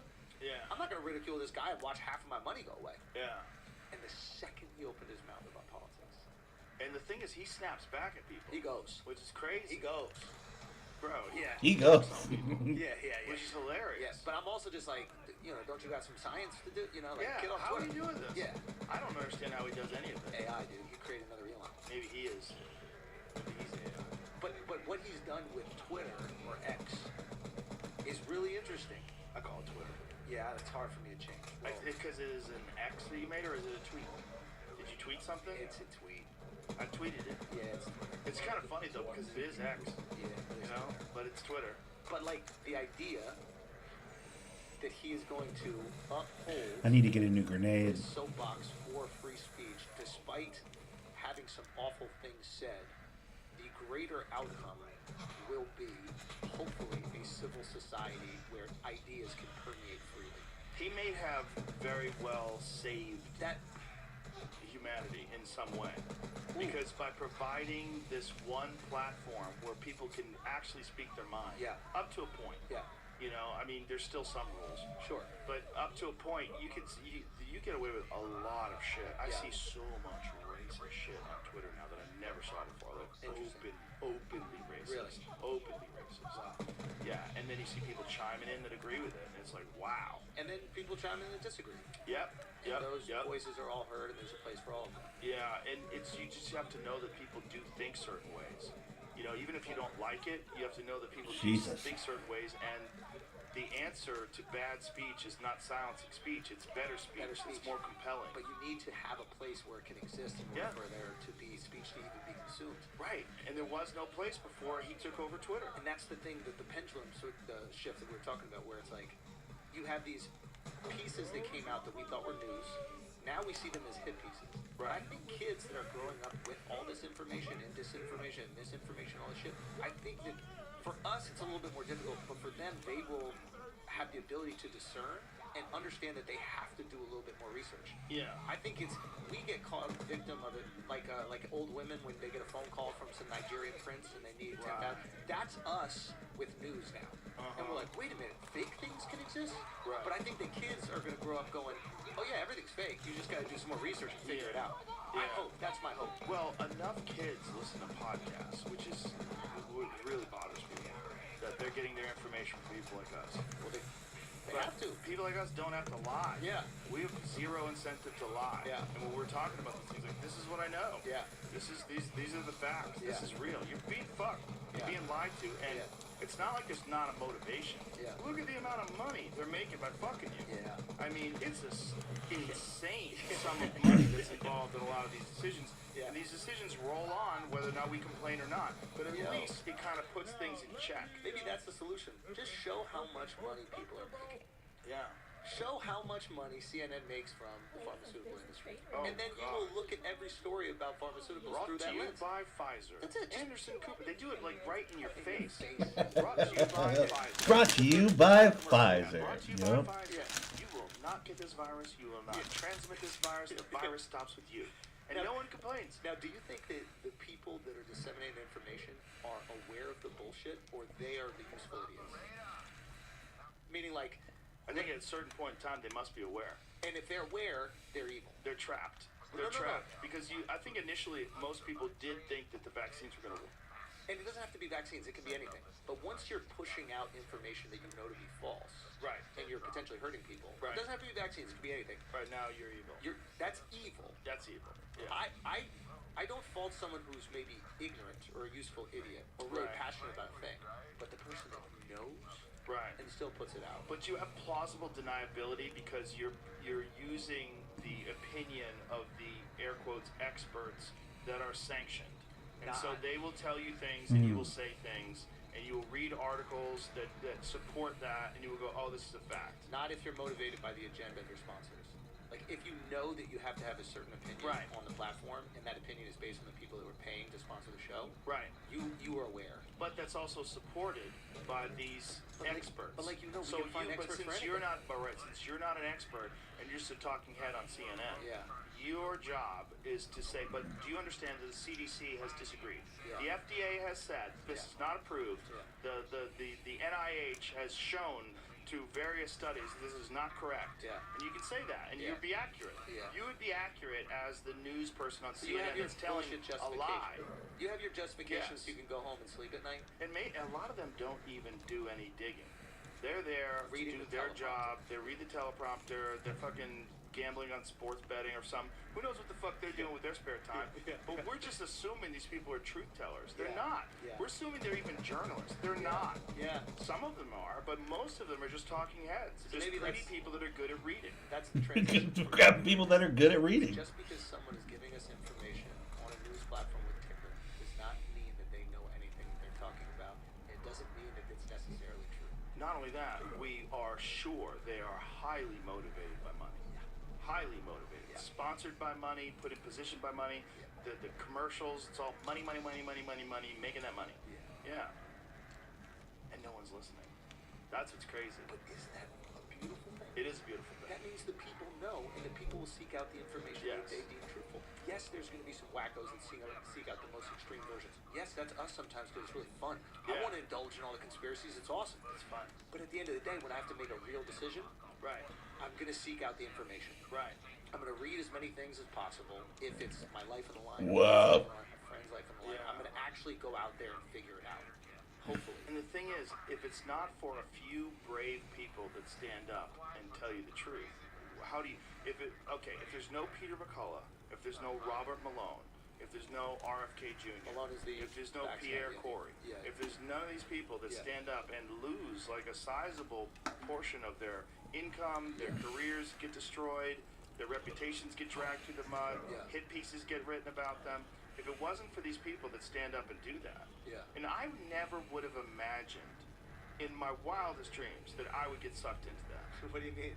I never thought that I would get sucked into something like that where people would be like lying about me. But when you watch it, like on CNN, That's just a function of flat power, dude. out lying. But it's wild. Yeah. And the dumbest lie. Yeah. Like, bitch, do you think I'm taking horse medicine? You don't think I know, like, really good doctors that are telling me what to take? Yeah. How about the fact that I got better quick? That doesn't freak you out at all? Yeah. I got better real quick. Oh, you were so happy on that when that shit kicked. What was it, 48 hours that you were Yeah. down? Yeah. Like 3 days later, after I was sick, I made that video, and I was fine. Yeah. 3 days after that, I did 10 rounds in the back. 6 days in, I did 10 rounds in the back. I'm like, let's see how I feel. I worked out 5 days in. I felt pretty good. I said, all right, tomorrow, let's get after it. And I did 10 fucking rounds on the back, full clip, no problems. Yeah. No problems. No lack of energy. I felt 100% 6 days later. Yeah. 100%. Yeah. But I'm on top of my fucking health all day long, all year round. Yeah. I'm always in shape. I always take vitamins. I'm always eating well. Yeah. I sleep good. I do a lot of things. Yeah. Like, you can't say that everyone has to adhere to the rules of this thing when you're lying about the results, you're lying about the studies, you're influencing all these talking heads to say these things that turn out to not even be remotely true. Not only that, there's no studies behind it. They had to admit when they were speaking in front of whatever it was in the UK that they never even tested these drugs for transmission.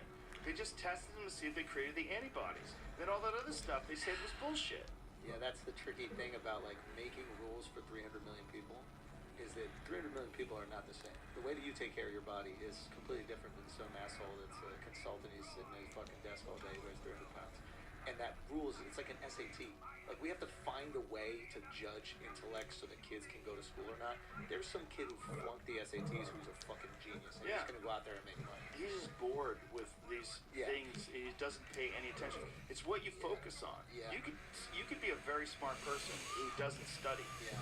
And you take classes and you fucking bomb your Yeah. classes. You suck. Yeah. Because you don't know what you're talking about. But Yeah. if you ask that dude how to fucking fix a turbocharger, Got it. that dude knows how to re-engineer things. Yeah. You know, this is the problem. It's in the valves. We have to fix the valves. You know, like there's people that are genius at things that they're interested in. Yeah. But if you keep them in a classroom, they're bored as shit, and feed them fucking dull ass teachers that spoon feed them shit that they're never gonna use, they're not Wow. gonna Preach. thrive. Yeah.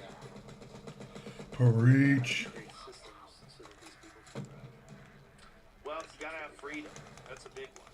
You know, freedom is one of the massive factors in this country's ability to churn out innovators. Yeah. There's so much freedom to do things, freedom to try things. I love that it's part of the identity. That you Yeah. feel entitled to it. Yeah. If you restrict it, I'm furious. And other Yeah. people are furious. But that's not every country where they feel entitled to their freedom. Right. Well, that's a big thing about Texas. Texas, it's built into the fiber of the human beings that established this place. But that's why you need Texas, you need Florida. I don't care Yeah. if you don't like it. You need somebody pulling us in that direction. Yeah. Because it's going to take LA or it's going to take New York. It's going to pull them a little bit that way. When we see people partying, having fun during fucking Corona in Texas and in Florida, we're like, well, maybe we can go out to Yeah. eat. What's going on? Right. But if everybody's locked in and there's nobody else out everyone's there. gonna die. I remember when Governor Abbott opened up things, Yeah. and they were like, "What are you doing? Yeah. They're gonna kill everyone." Yeah. Nope, it didn't. Did you talk to him? Yeah. And did you ask him if he was ever scared of that decision? Because if that decision backfires, that's his. He did it based on science. Got He it. did it based on what we know about the disease. You know, protect. The same thing that Florida said. Protect the vulnerable. You know, yeah. If you are an old person with a severely compromised immune system, you should get vaccinated. You 100%. should be protected. You should probably isolate. It's just a brave decision. There's Yeah. a lot weighing on that. Yeah. Well, there's a lot of people here that wanted that decision though too, especially because he's a Republican. You know, Right. most of the Republicans wanted the businesses back open. Most of the people are like, hey, what do you like? You're taking away people's ability to make decisions, and you're giving the government an unprecedented power that it never had before. Yeah. The government, the mayors never had the ability to shut down all the restaurants. Yeah. What? And when they did that in LA, they had no effect whatsoever on their check. Their paycheck remained the same. I think, you want to make fucking cities great? Have it so that the mayor's salary is based on how well the city does. Ooh. Now what is now Steelman the opposition argument to that? Well, the government would co-opt it, and then these financial institutions would co-opt it, and they would figure out a way to build businesses up unethically. Despite and the best way to make more money is to pay people less. So you would have lower income wages, lower minimum wages. That's where it gets tricky. It's like you go through this in New York, especially when you have like an apartment or something like that, and you got to go through all this bureaucracy when you're renovating your apartment. That being said, what I do to my apartment affects the person downstairs, upstairs, to the left, Yeah. to the right. So Yeah. we have way more rules because we need them. Yeah. Because what I do fucks everybody else's life potentially. Drill holes in the wall and get a leaky And fucking pipe. And People try to do it. oh yeah. If they know you're gonna drop ceiling, they're trying to drop pipes into your fucking ceiling. You don't even see it. Really? Like, this is yes, all the fucking time. So they're like, oh, can I get access to your place and probe a wall to see something? And they'll drop all their plumbing so they don't have to raise their floor. There's things that they'll take advantage of their neighbor, and because of that, you got to create all these extra rules, and it's a real fuck to go through. Now, when you have 3 acres of land in, Texas, you can build a barn without people really looking at it that much. Yeah. Because you're not affecting your neighbor. So I Right. do get why in certain places you need a little bit more of a bureaucracy because people will take advantage of each other. Yeah. So that does make sense. You can't have all the same rules for all the same places. Yeah. It's not going to work. Yeah, it's You not know gonna what I work. Yeah.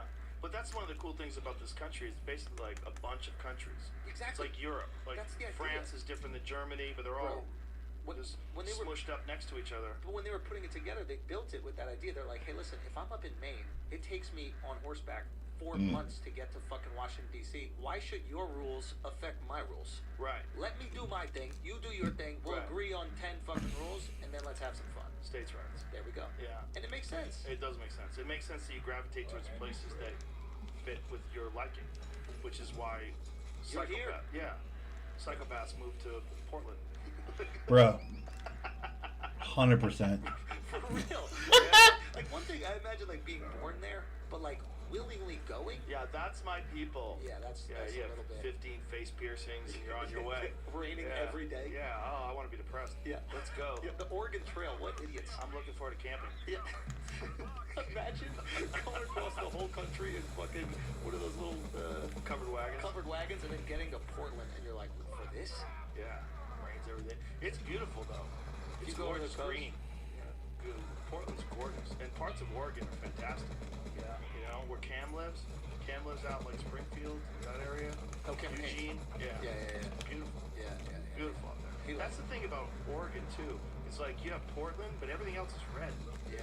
It's just like when Portland just dominates the politics. That's It's the usually high how it is. population centers. Yeah, it's all ranchers and farmers. And, Yeah. and they're And like, what those the cities, fuck? like the liberal cities that are in the very conservative states, are a reaction to how conservative the state is. So they're like, they're slow. But they're generally around education institutions. Oh, so they're built around the universities. The ideas from the universities. Eugene's very liberal. Got It's around the universities there. Universities affect Yeah. like Boulder, Colorado, perfect one. University of Boulder's right there. It's fucking every University of Colorado. Everybody's liberal. Right. They're all hippies up there. Because it's all like the city itself sort of like revolves around the education institutions. And So the culture of the vibe. education institution Yeah. dictates the culture of the city. Sure. Yeah, That's why New York, I think, is so unique, because everybody thinks that we're like this super like liberal city, and it's like it's a money city. Yeah. Money wins in New York. In the Manhattan, yeah, it's a lot of it's the financial business. But if you go to Long Island, that's very red. I think even Manhattan is red. Like all these, we're open when it comes to like gay stuff, right? We love our gays. They create great cultural institutions within the city. You like going to Broadway? You like seeing musical theater? Right. They offer a lot. You like the art. You're coming to New York Right. for art. They offer so much. So we're like, yeah, those guys are dope. Kick it. That's awesome. A lot of gay chefs, a lot of gay artists. Gays kill in New York. Yeah. And they create a Yeah. lot for us, and we Singers. really Yeah. appreciate it. Yeah. And it's amazing. But when it comes to actual like the rules, New York is kind of conservative. Like we've had conservative mayors. Like Bloomberg wasn't some fucking like bleeding heart liberal. He's a money dude. Right. He just came in. He's like, yo, if we can't pay for it, I'll pay for it. You pay me back. And we're like, I like this guy. This is Right. fucking Bruce Wayne. Right. You know. So yeah, I think the perception of New York is a little weird. Or a How little come that off. guy didn't go any further in politics? There's no charisma. Is that what it is? Yeah, New York, we don't care about charisma with the mayors, really. We don't even know who our politicians are. Like, I just found out we have a female governor. I had no fucking clue who the governor is. That lady's out for lunch. I have no clue. But New Yorkers, we don't care. It's the mayor of New York City is the governor of the state. In our minds. Right. That's the leader. We just don't, like, Yeah. you're saying what's going on here, and that's all that matters. Right. Like, we're very, Yeah. that's the only thing we really think about as a city. Yeah. But What it is is, it? What is it like there now with the immigrants? So here's the thing. New York is so diverse, you can't tell immigrants are there. Does that make sense? Right. Like, if there's other cities that are like really homogenous, they're all white, and then all of a sudden a bunch of not white people come, you're like, oh my god, we got immigrants everywhere.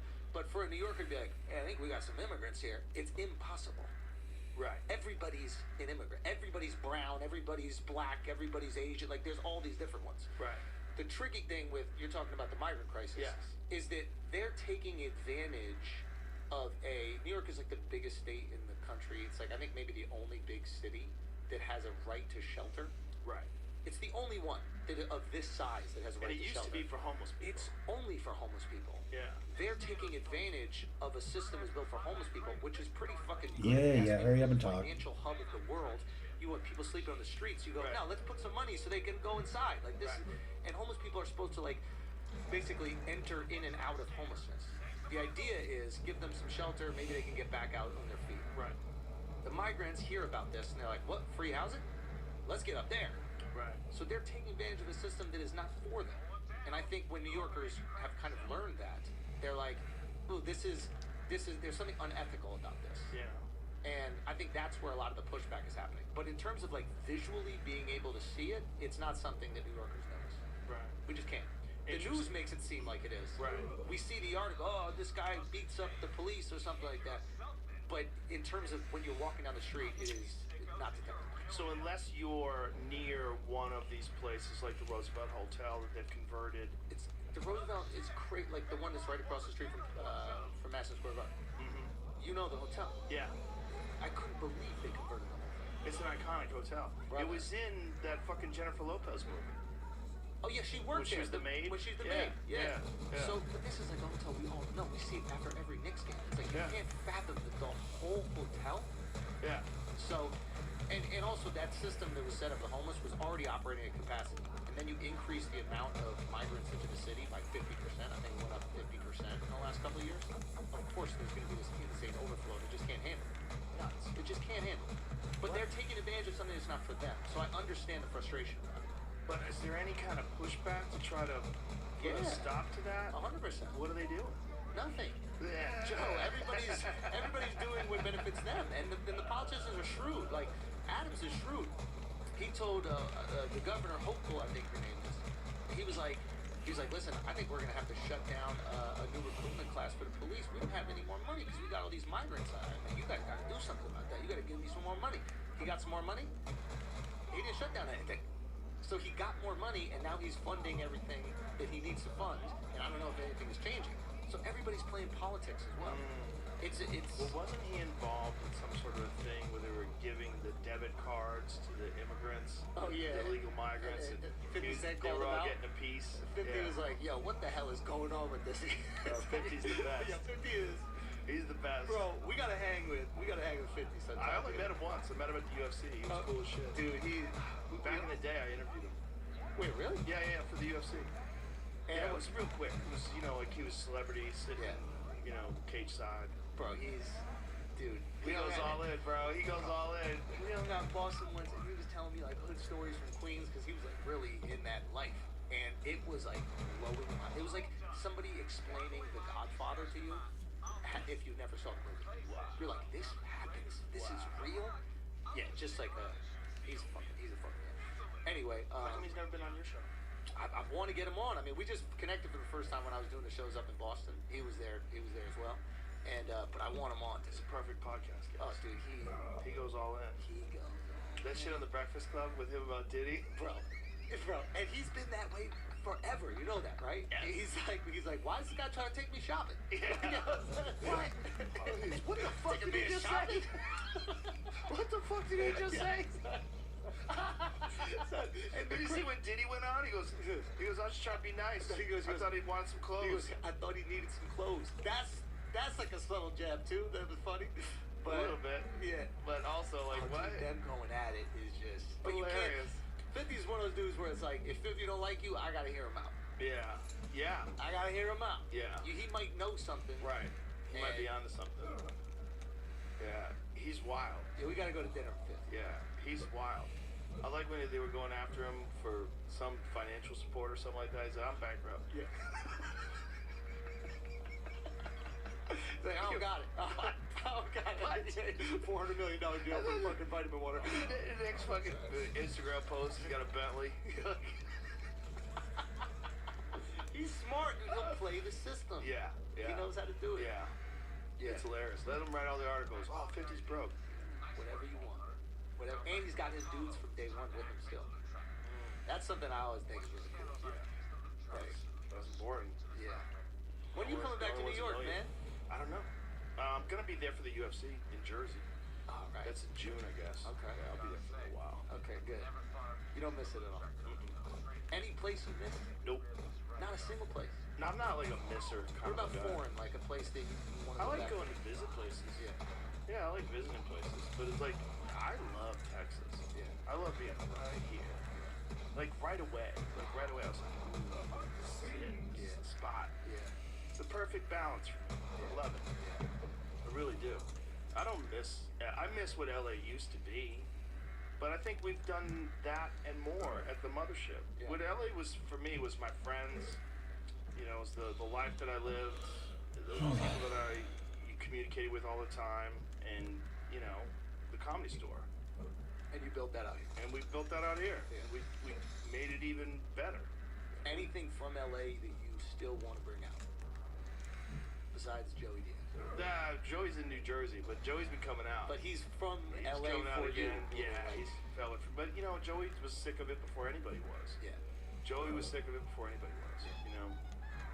When I left the Comedy Store in 2007, Joey was like, "Good, fuck that place." Joey's a burn the bridges kind of guy.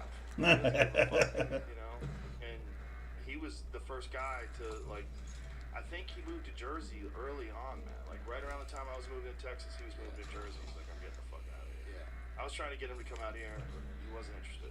He loves Jersey, but I think he'll eventually come out here. There we go.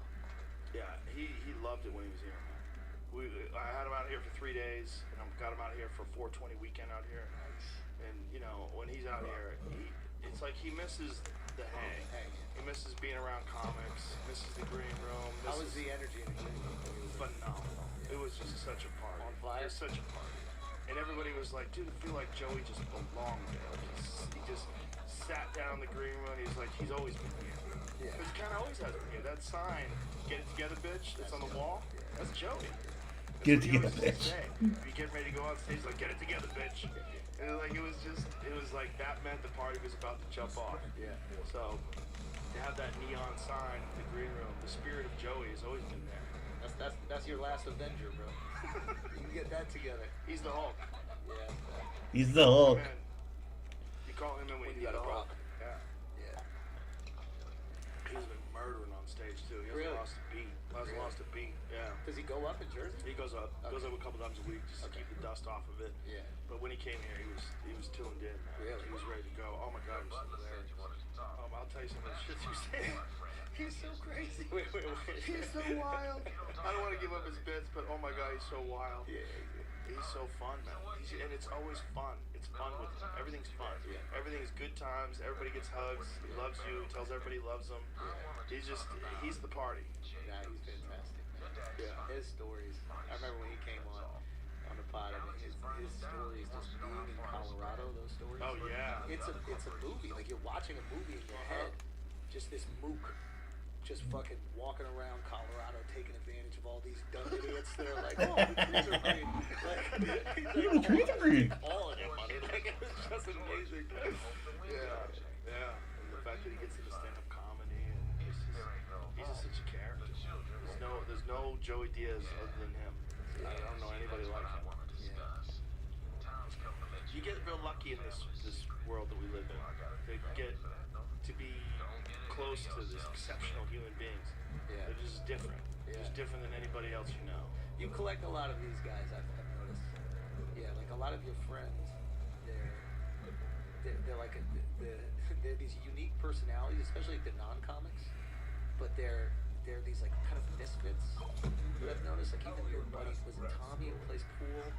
Like every one of your guys that I meet, like within 15 minutes, they're telling me a story that like just blows my fucking mind. Yeah. And it's really interesting. They're unique in their own right, but they are these characters that should be in movies. Yeah. Yeah. Yeah, it's a cultivation of extraordinary humans. Yeah. Yeah. Yeah, life's more fun that way. Yeah. Mhm. It makes your life richer. You enjoy it. Yeah. And when they win, you win. Everybody wins. It's all, everybody's having a good time. And that's possible. That can be done. Yes. Yeah, it's just, but you have to cultivate it. Same way you cultivate a garden. Yeah. And you gotta root it out too. Yeah. Have some bad apples in there. Yeah. Get them out. Yeah. Gotta get them out. Yeah, that can be tricky times. Yeah. That fancy word for waiting.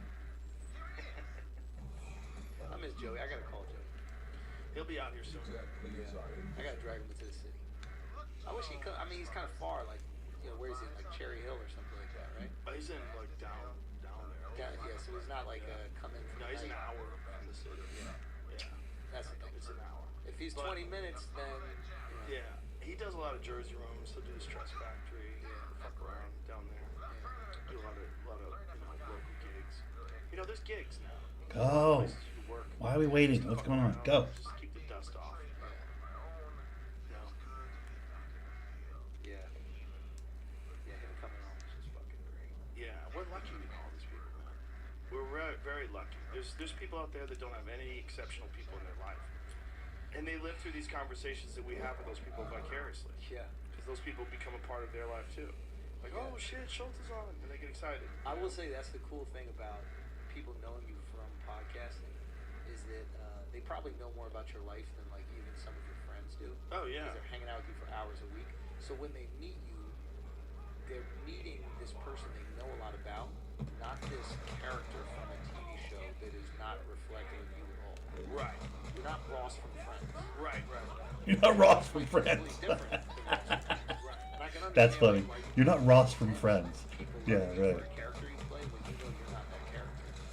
But if people appreciate you for what you do, either in stand-up or even in podcasting or whatever, it's like they're appreciating this thing you really care about and a true version of yourself. Yes. So the love feels worth it. It feels That's justified. also why it's very difficult to like cast someone in unfavorable light that people already know. Yeah. Like the human thing. We try to take a distorted version of that person and say, this is who they really are. He talks to them 4 hours a week. You're not going to change the way that they feel about it. He also talks to other people like you or me where we're fucking around, joking around, you get to see the real him. Yeah. It's not just the distribution of information. Yeah. It's also like, this is the guy. Yeah. This is who he is. Yeah. He's going to be okay. Oh, he's be better than ever. Yeah. Yeah, he's fine. Yeah. And it's good that people see. It's good that people see that he is at a position where They want to attack him. Yeah. that means he's doing something good. Well, he's a target, and if you're popular and famous, you're a target. And if you're going to be the type of person that goes after those people, that's a dark path. It's not a good path. And you become a target too. They find you. Well, that's what we were saying is I think it's important that when these people are writing these clearly biased hit pieces, that they're also recognized for what they've done. Damn. And the world will see that if you put out something like this, there is a cost. Yeah. You're not doing it with impunity. It's also there's a cost in your own mind. You know what you did. Because I don't think they care. I think they do and they don't. I think they do it because they're supposed to do it because that's their job. But I think once the impact comes back their way, They're like, I don't want to pay this price. yeah, the blowback is awful, and that blowback stays on you. It doesn't. People will Google that for years to come. They'll know when you write something else. I Oh, never this trust is that anything person you put that out did again. that. This is and then they'll dig into your past, man. They'll find some things you did. They'll find some people that are upset at you. You know, and it's just like negative energy. You're putting out negative energy. People that build people up through their own version of reality that they're writing about, and they're inspiring people, and they're giving people hope, and they're giving people something positive. That's a great blowback. The response to that is like this beautiful thing that everybody's Spawns helping 3 everybody yeah, advance perfect, through this perfect. bizarre existence. I want that. Let me get that. I haven't upgraded my grenade in a while. I need to upgrade my grenade. You live in that negative space. Yeah. Even like, dude, when I had that whole thing with Mencia, Yeah. even that, which I knew A, had to be done, and B, I was one of the only people that was in a position where I could do it. Yeah. And even though I experienced a lot of blowback, even career blowback. I lost my agency. I got banned from the store. And even me at the time, who was doing well, knew that like, oh, this is why people don't do this, because this is the real reaction to someone that steps up and says something about something that has to be said. But even the negative shit that I would get, this is back in the I read the comments days, the negative response from his fans, it was awful. Yeah. It was awful. You don't want that in your life. Even though I knew it was the right thing to do, I remember saying to myself, like, I'm not gonna get involved in one of these. Wow. I'm done with this. Wow. This is gross. Yeah, It's like you're at the center point of this nasty negative thing. Yeah. And even though for the art form it was positive. Yep. Like the negativity that I experienced, even though it was overwhelmingly positive, just the small amount of negativity So absorbing. is not worth it. Yeah. It felt bad for a long time. I Yeah. didn't like it. And I didn't even like all the people that were constantly and consistently attacking him. I don't like it. I don't like any of it. I don't like that every time he makes a comment, like every time you post something, did you steal that? Yeah. They're like, you've opened the door to the lowest version of the vibration that humans give. With the attacking, breaking you down, or I can kick you because you're down. Yeah. And it's kicking him, and you know, in a lot of ways he deserves it. That's what he did. That was his legacy. That's what he did. He stole material from comedians and created a career off of the back of other people's work. Yeah. And in every other business, that's theft. Yeah. In every other business, you know, you get penalized, you go to court. If it's 100%. music, you lose all your money. Yep. And in this one, for whatever reason, our business, people don't take intellectual copyright as nearly as seriously. It's not. Jokes are thought of as like not an important thing. Yeah. It's not like literature. It's not like plagiarism. They don't realize we forms. pay the bills with this. Yeah. This is what we do. And That's it's how we feed our fans. And it is creative work. And Yes. It's difficult to do. It takes hours. It takes months. It takes years. Some bits takes forever Yeah. to construct Yeah. to make them. Where you Really can just good? rattle them off. Yeah. Yeah. There's some bits that they require years of like hammering that steel and sharpening that blade. Yeah. It takes forever. I think that's the best metaphor for it. It is sharpening the blade, Yeah. banging away at it constantly. Constantly. And you're doing it wrong. You gotta correct it. You're doing it right. You gotta remember it. Yeah. Yeah, you gotta go over the recordings. You Step gotta away sit down from with it, the notes. Come Step back away. a couple months. Like, oh, okay, this is exciting. This is- Yes. But yeah, to take somebody's work like that is infuriating. But it's a really interesting perspective to have for you to even look back at that and find empathy for him. Oh, I definitely have empathy for him. I have empathy for everybody, and people that make horrible mistakes like he did for so long. I have empathy for him, and it's the trap that he's in because he won't admit it either. Is the worst. That's the worst. Wait a minute, to this day? Yeah, he won't admit it. So he's trapped. He's trapped with justification that nobody believes. He tries to spin a tale that nobody believes. The truth is the only thing that'll set you free. Yeah. And the problem with those people and there's a bunch of them. We know quite a few of them. Is there are people that start their career stealing, and they do really well, and they kill it, and then they get exposed, and then they have to write their own shit. And it doesn't add up. Oh boy, that drop off. Oh boy, is that drop off substantial. There are people that had initial specials that were bangers. And then after that initial special, everything after that is hot dog shit. Now they gotta do the work. Now they have to do the work. They don't know how to do it. They don't understand the language they're speaking. It's basically like speaking French, but you don't know what the words mean. But you say parlez-vous français, and everybody's like, amazing. Yeah. But you don't know what the fuck you're saying. You spoke French and they gave you all the lines, and you did the lines, and everybody's like, this person's fluent in French. And now you gotta go to Paris and walk around, and people are speaking to you in French, and you're like, I don't understand a fucking word anybody's saying. The language of comedy too is something that the type of mindset that would make a person steal someone's bit and do it verbatim on stage is the exact opposite mindset of a creative person. Because you want to do the different thing. You Yeah. want to do the unique thing. You want to have the take nobody else has. Right. Yes. And you go, well, hold on. Yeah. What about that? And everyone's Yeah, like, yeah. who told them that? How come that just fucking stopped being an issue? Yeah. The beautiful thing about a joke is that, like, it always is existing right. The great ones are always existing right in front of us. Yeah. And we just haven't grabbed on it. So when somebody Exactly. says it, you're like, Exactly. how did I not? Exactly. It's that's the best feeling when someone has a bit. You're like, why didn't I think of that? Yeah. That's the best feeling. Or when Yeah. someone comes up to you and goes, Yeah. oh my god, that Yeah. bit is so good. And it can be simple. Yeah. It can be such a simple. But that requires it. You're not thinking about yourself. Yeah. You're thinking about the work, the thing, the Yeah. piece that you're working on. When your person thinks about themselves, like, I'm gonna kill by saying these things, Yeah. and I'm gonna get this. Yeah. It's you're literally like blocking creativity. Yeah. Yeah. And so then when they have to be creative, it's terrible. They just never learn. They don't. They don't never know how spend to the do time it. in the gym. They don't know how to lift the weights. They just don't know what it And is. they're pretending they're black belts. Yeah. They're out there pretending to be a black belt with Yeah. all the confidence of a black belt. But they got bullshit moves. Yeah. They You get got knocked out. bullshit They moves. get fucked up. Yeah. And it's like It's hilarious when you see a really bad special from a known thief. the And lang- some of them, they'll still step on premises that they know other people have done, and it Yeah. still sucks because they can't steal anymore.